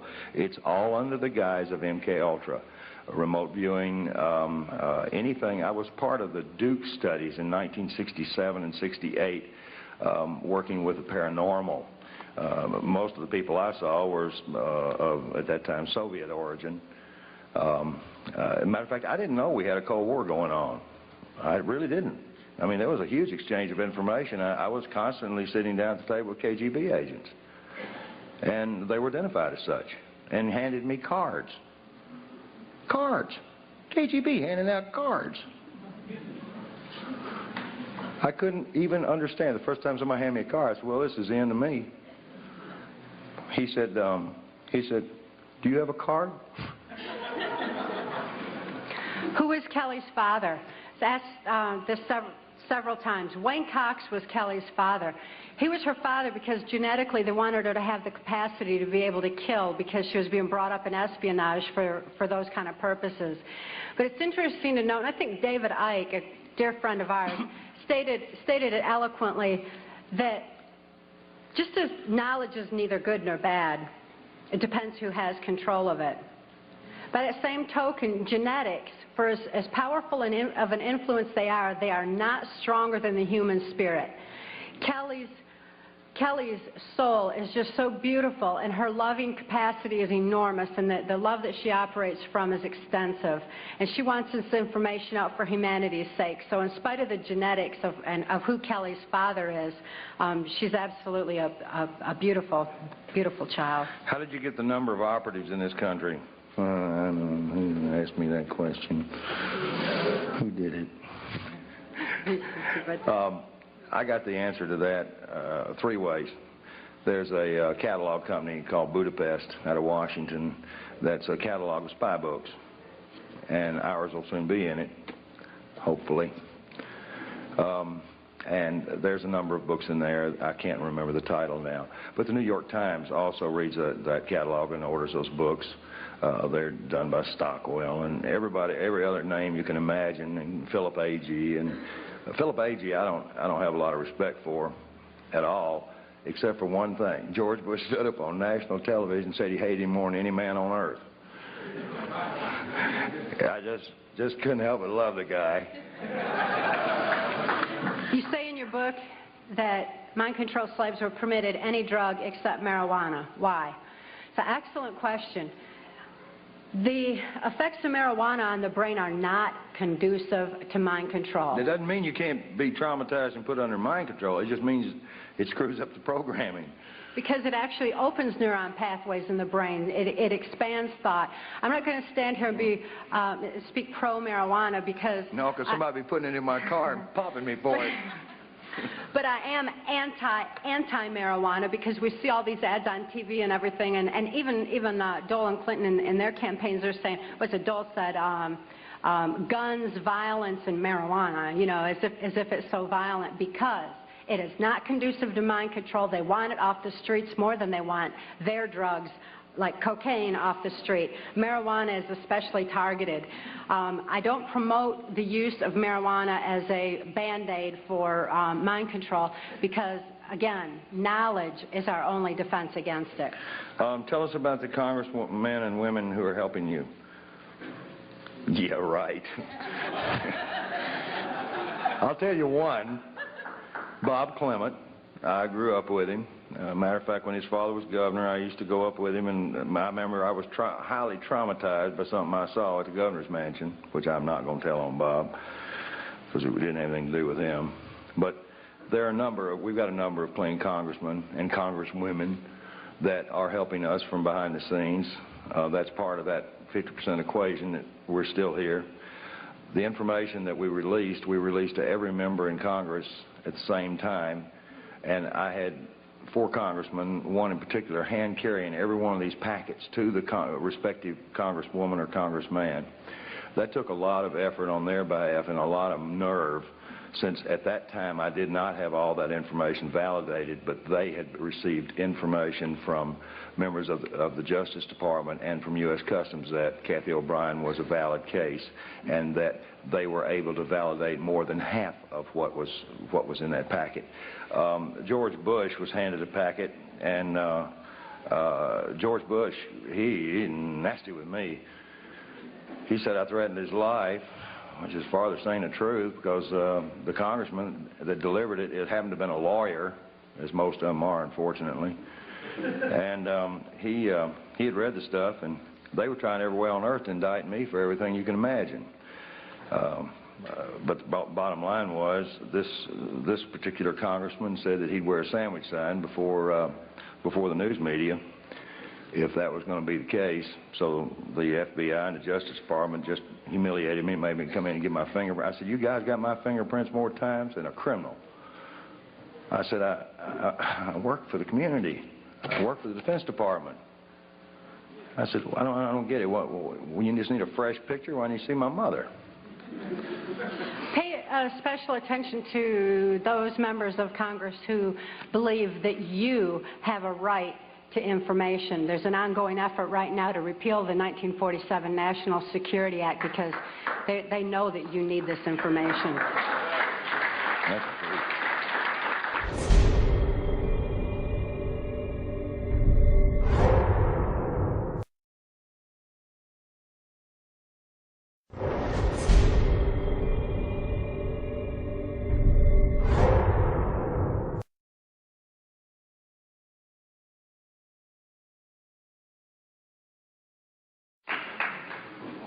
Thank you, John, and thank you all of Grenada Forum. You folks really represent what I fantasize will happen all across this great land, as a matter of fact, around the world. You've heard a number of speakers in the past that have enlightened you on a variety of subjects. The one tonight, this is very apropos that it be Halloween. This is probably the worst story you've ever heard. I spent a great deal of time trying to not want to believe this. But unfortunately, the evidence is that support not only Cathy OBrien's story, and the other evidence is that Senator John DeCamp from the Nebraska cover-up, Franklin cover-up as it's known, support what you're going to be hearing tonight. In addition to that, there has been a tremendous amount of information that has surfaced over the past, really, 3 years that has come from people who have been on the front lines. Not only therapists, but we have got generals and colonels from all branches of the military and members of intelligence that have provided us with literally tons of documentation, not only supporting Cathy's story, but thousands of others just like her. Cathy OBrien is not unique. I wish she were, because if she were, I would not be in front of you right tonight, because it would mean that this problem went no further. Unfortunately, that is not the case. What has happened to Cathy OBrien is happening all around the world, and it's happening in daycare centers, it's happening in homes, and not homes of Appalachian people who lack or lack any education or any written language skills, who have been practicing incest for years. This is happening as a result of a very coordinated effort that has come out of the intelligence communities, again, from around the world. My role in all of this is relatively simple, but nevertheless complex. I'm going to give you all a background tonight of about a few minutes of MK Ultra information, and I request that you all write some questions down for us. We cannot take verbals. We will take written questions. You don't have to sign them or put your name down there, and we'll attempt to answer as many as possible. Please make the questions relevant to the subject matter, because I can't, nor can Cathy, discuss what we may surmise are other victims, other than the ones that are the most obvious ones, like Timothy McVeigh. And again, it is not our experience. We have no proof. We only have Mr. McVeigh's admissions and some other information that would support it. But that's an example of our limits. We prefer to answer any and all questions individually, standing up in front of you, because there is no such thing as a bad question. We spent about 5.5 years on the lecture circuit with law enforcement and mental health. Now, that was done to protect us. It was also done to ferret out as much information as we could regarding other survivors, as well as ferreting out information through law enforcement, or I should say cooperative law enforcement, who were like you all. They're free thinkers, and they knew something was going on, but they didn't understand it. Well, then was 25 to 30 years ahead of anything known on this planet in the private sector. I don't know if I was even seeing a portion of what was actually available. I don't know if what I was witnessing represented even a small percentage of what was actually occurring. But I was put into that job after months and months and months of psychological examinations, because they knew I could keep a secret. I was given a Defense Department clearance. I knew about the Heinrich Himmler studies for Adolf Hitler, and I knew that Adolf Hitler wanted to develop some very serious people to put in places to control various regions in what he called, and George Bush called, and Nero called, the New World Order. You see, Adolf Hitler was not the first, nor was George Bush, to fantasize about this hideous idea of totalitarian government enslaving an entire globe through mind manipulation. Now, mind manipulation comes in a lot of forms. You folks are not, you folks in this room are not falling into one big, huge trap, and that is information control. And I, again, thank the Grenada Forum for bringing Cathy and I in to impart this message, because we need your support. This book is not distributed through bookstores for the most part. The few bookstores that do handle it directly with us.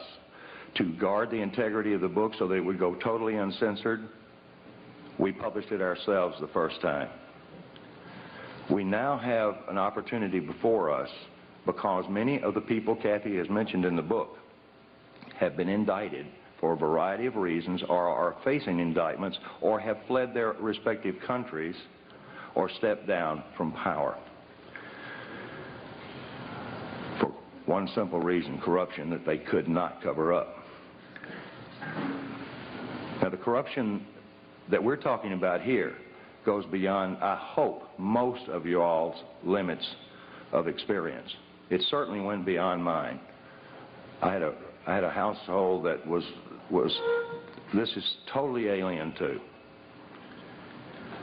But what Adolf Hitler began in his adamant research on, he had the largest number of human subjects from which to work and do his horror on. And it was even accepted by most of the people in his country that these prisoners of war were indeed to be subjected to anything that he chose that would better his country. Well, MK Ultra took on the same scientist, because in 1947, when the National Security Act was formed, there was a project that was developed called Project Paperclip. There was a few airlines at that time that were cranked up. Capital International Airlines was one of those airlines. I was vice president of Capital Airlines for a period of time. Capital International Airlines. This is very similar to the hat that they wore. By the way, you realize that if we could get these guys to all wear a hat, force them into a uniform, our problems are over. I told Cathy, I said, I don't know how to introduce this information. I said, do we come out here and say that we're the first and second oldest professions? All right, I want to see who laughed. Well, Cathy OBrien certainly is a remarkable person, but I can assure you the prognosis for recovery of someone who has been horribly abused before age 5, before the brain is fully formed, the recovery I should say the level of recovery is very good. These people can lead normal, productive lives, even though they've experienced, in most cases, a lifetime of horrific abuse. That was the thing that surprised me the most. Now, there are a lot of survivors out there. There are a lot of survivors in various levels of recovery. Cathy is, again, the only one that we know of that is vocal, that has written a book, that's been validated, and we haven't been locked up. Now, I want everybody in this room to understand that neither Cathy or I are suicidal. And we just came back from Arkansas, and I want to tell you, Cathy and I were invited over there to spend 4 days with the investigators because they had found one chapter of her book they were actually able to validate. I said, well, give it to me in print. And they said, we can't do that. And I said, well, okay. Can I use this recording? I was only joking. They patted me down before I went in. But no, these people are what I consider friends of yours and mine. Now, if there are any CIA operatives in this room, you don't have to hold up your hand. But I'll tell you where I'm staying, and I want you to come see me alone. Particularly if you're trying to disrupt what we're doing. Because this information that Adolf Hitler was developing, we developed through Project Paperclip. Project Paperclip was the importation of Nazi and fascist scientists into this country after World War II that saturated our universities, saturated our Fortune 500 corporations, saturated NASA. It built NASA. And it has infiltrated every aspect of society with its filth. Filth in child pornography, filth in blood rituals and hideous religious beliefs that involve human sacrifice, anything to traumatize the mind. Some of these, I'm approached by a number of avid researchers that say, well, this is Satan behind it. Well, I want to tell you, these are people behind it, because I worked for the airline that brought these folks in. I had no idea what I was involved in, but I was recruited by Capital International Airways for the purposes that I could keep my mouth shut, and I worked on a need-to-know basis. Most operatives do not know who they're working for. There are over 86,000 of them in this country. Now, you divide that by 50 and see what you come up with. This place is crawling with Big Brother. The KGB never had that many functioning operatives in high levels as we do in this country. 1984, George Orwell's book, really was a grim prophecy that has come true.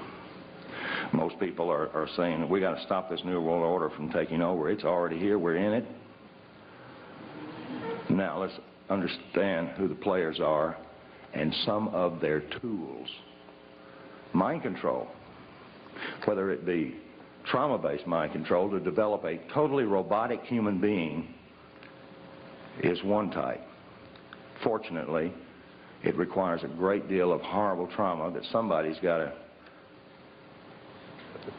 put on to these people. And it requires something more than just pushing a button on a console. There is equipment available now that we cannot protect ourselves from. And the amazing part about this equipment is it's available to everyone in this room. I don't quite understand the full. I will attempt to give you as much background on myself so that you'll have some understanding of how I was able to do what we've accomplished, Cathy and I.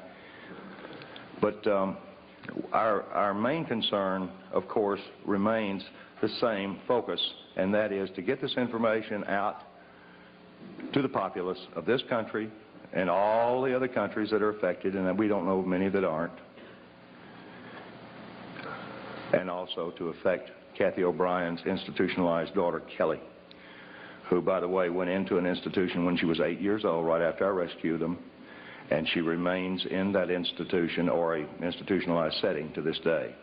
I don't know how many of you all can imagine being a child and being raised in a mental institution, but I can assure you it is not a pretty sight, even though Kelly has not been mistreated as she had been prior to going into the institution.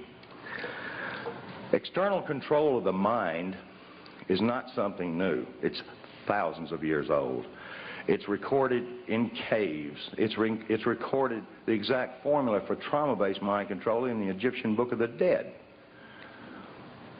Adolf Hitler was particularly interested in mind control, and he assigned his right-hand man, Heinrich Himmler, to do some research, particularly on the families of Northern European multi-generational, sexually abused, psychologically abused, physically abused children.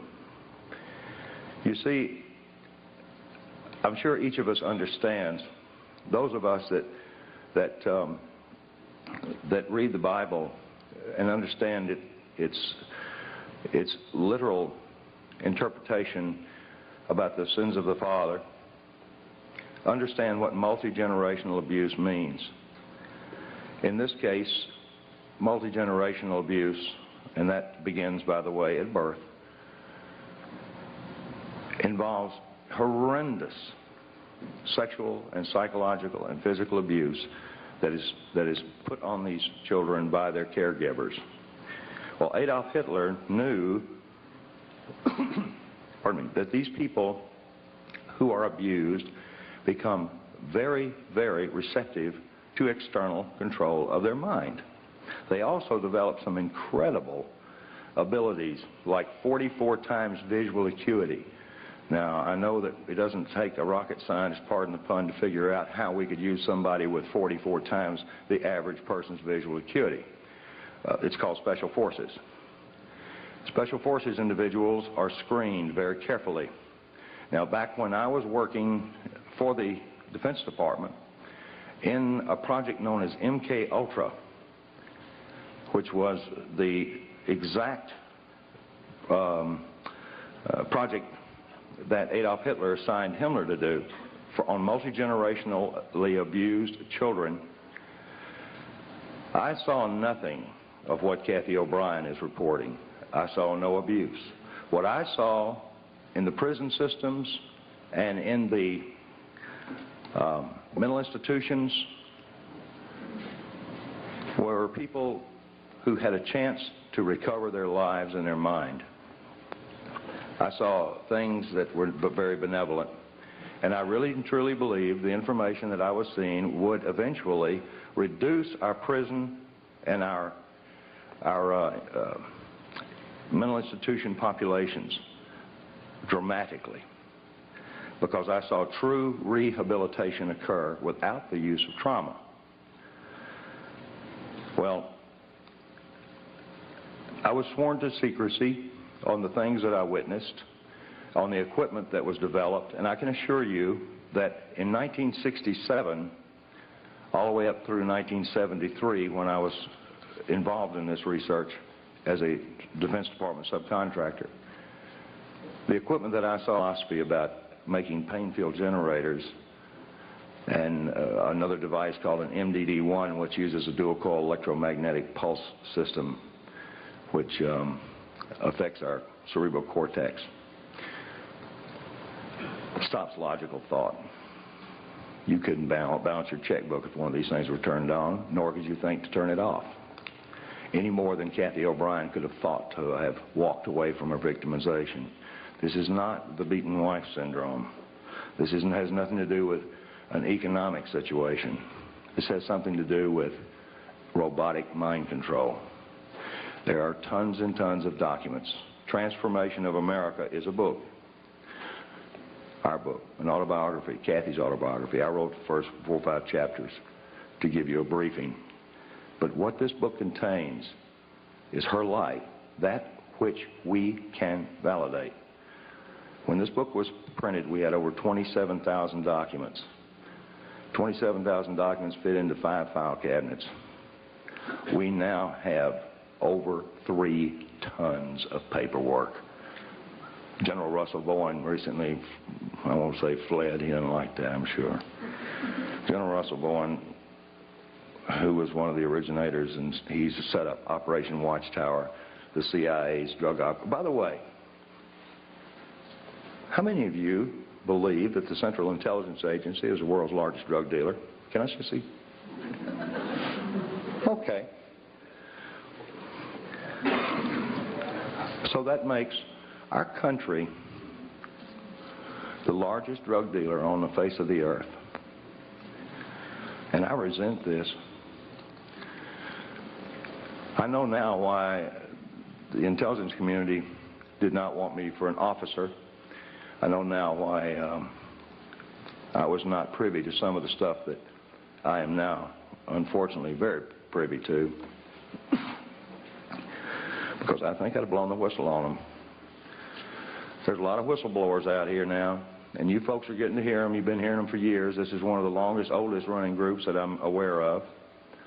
I see a lot of familiar faces out there, and I see some people that, if they were in my position, would do exactly the same thing Cathy and I have had to do.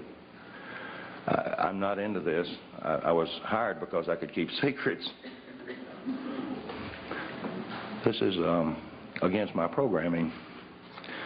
But I can assure you of this, it would be against God and everything that I am if I didn't get up here and talk and present Cathy OBrien so that she can present her story.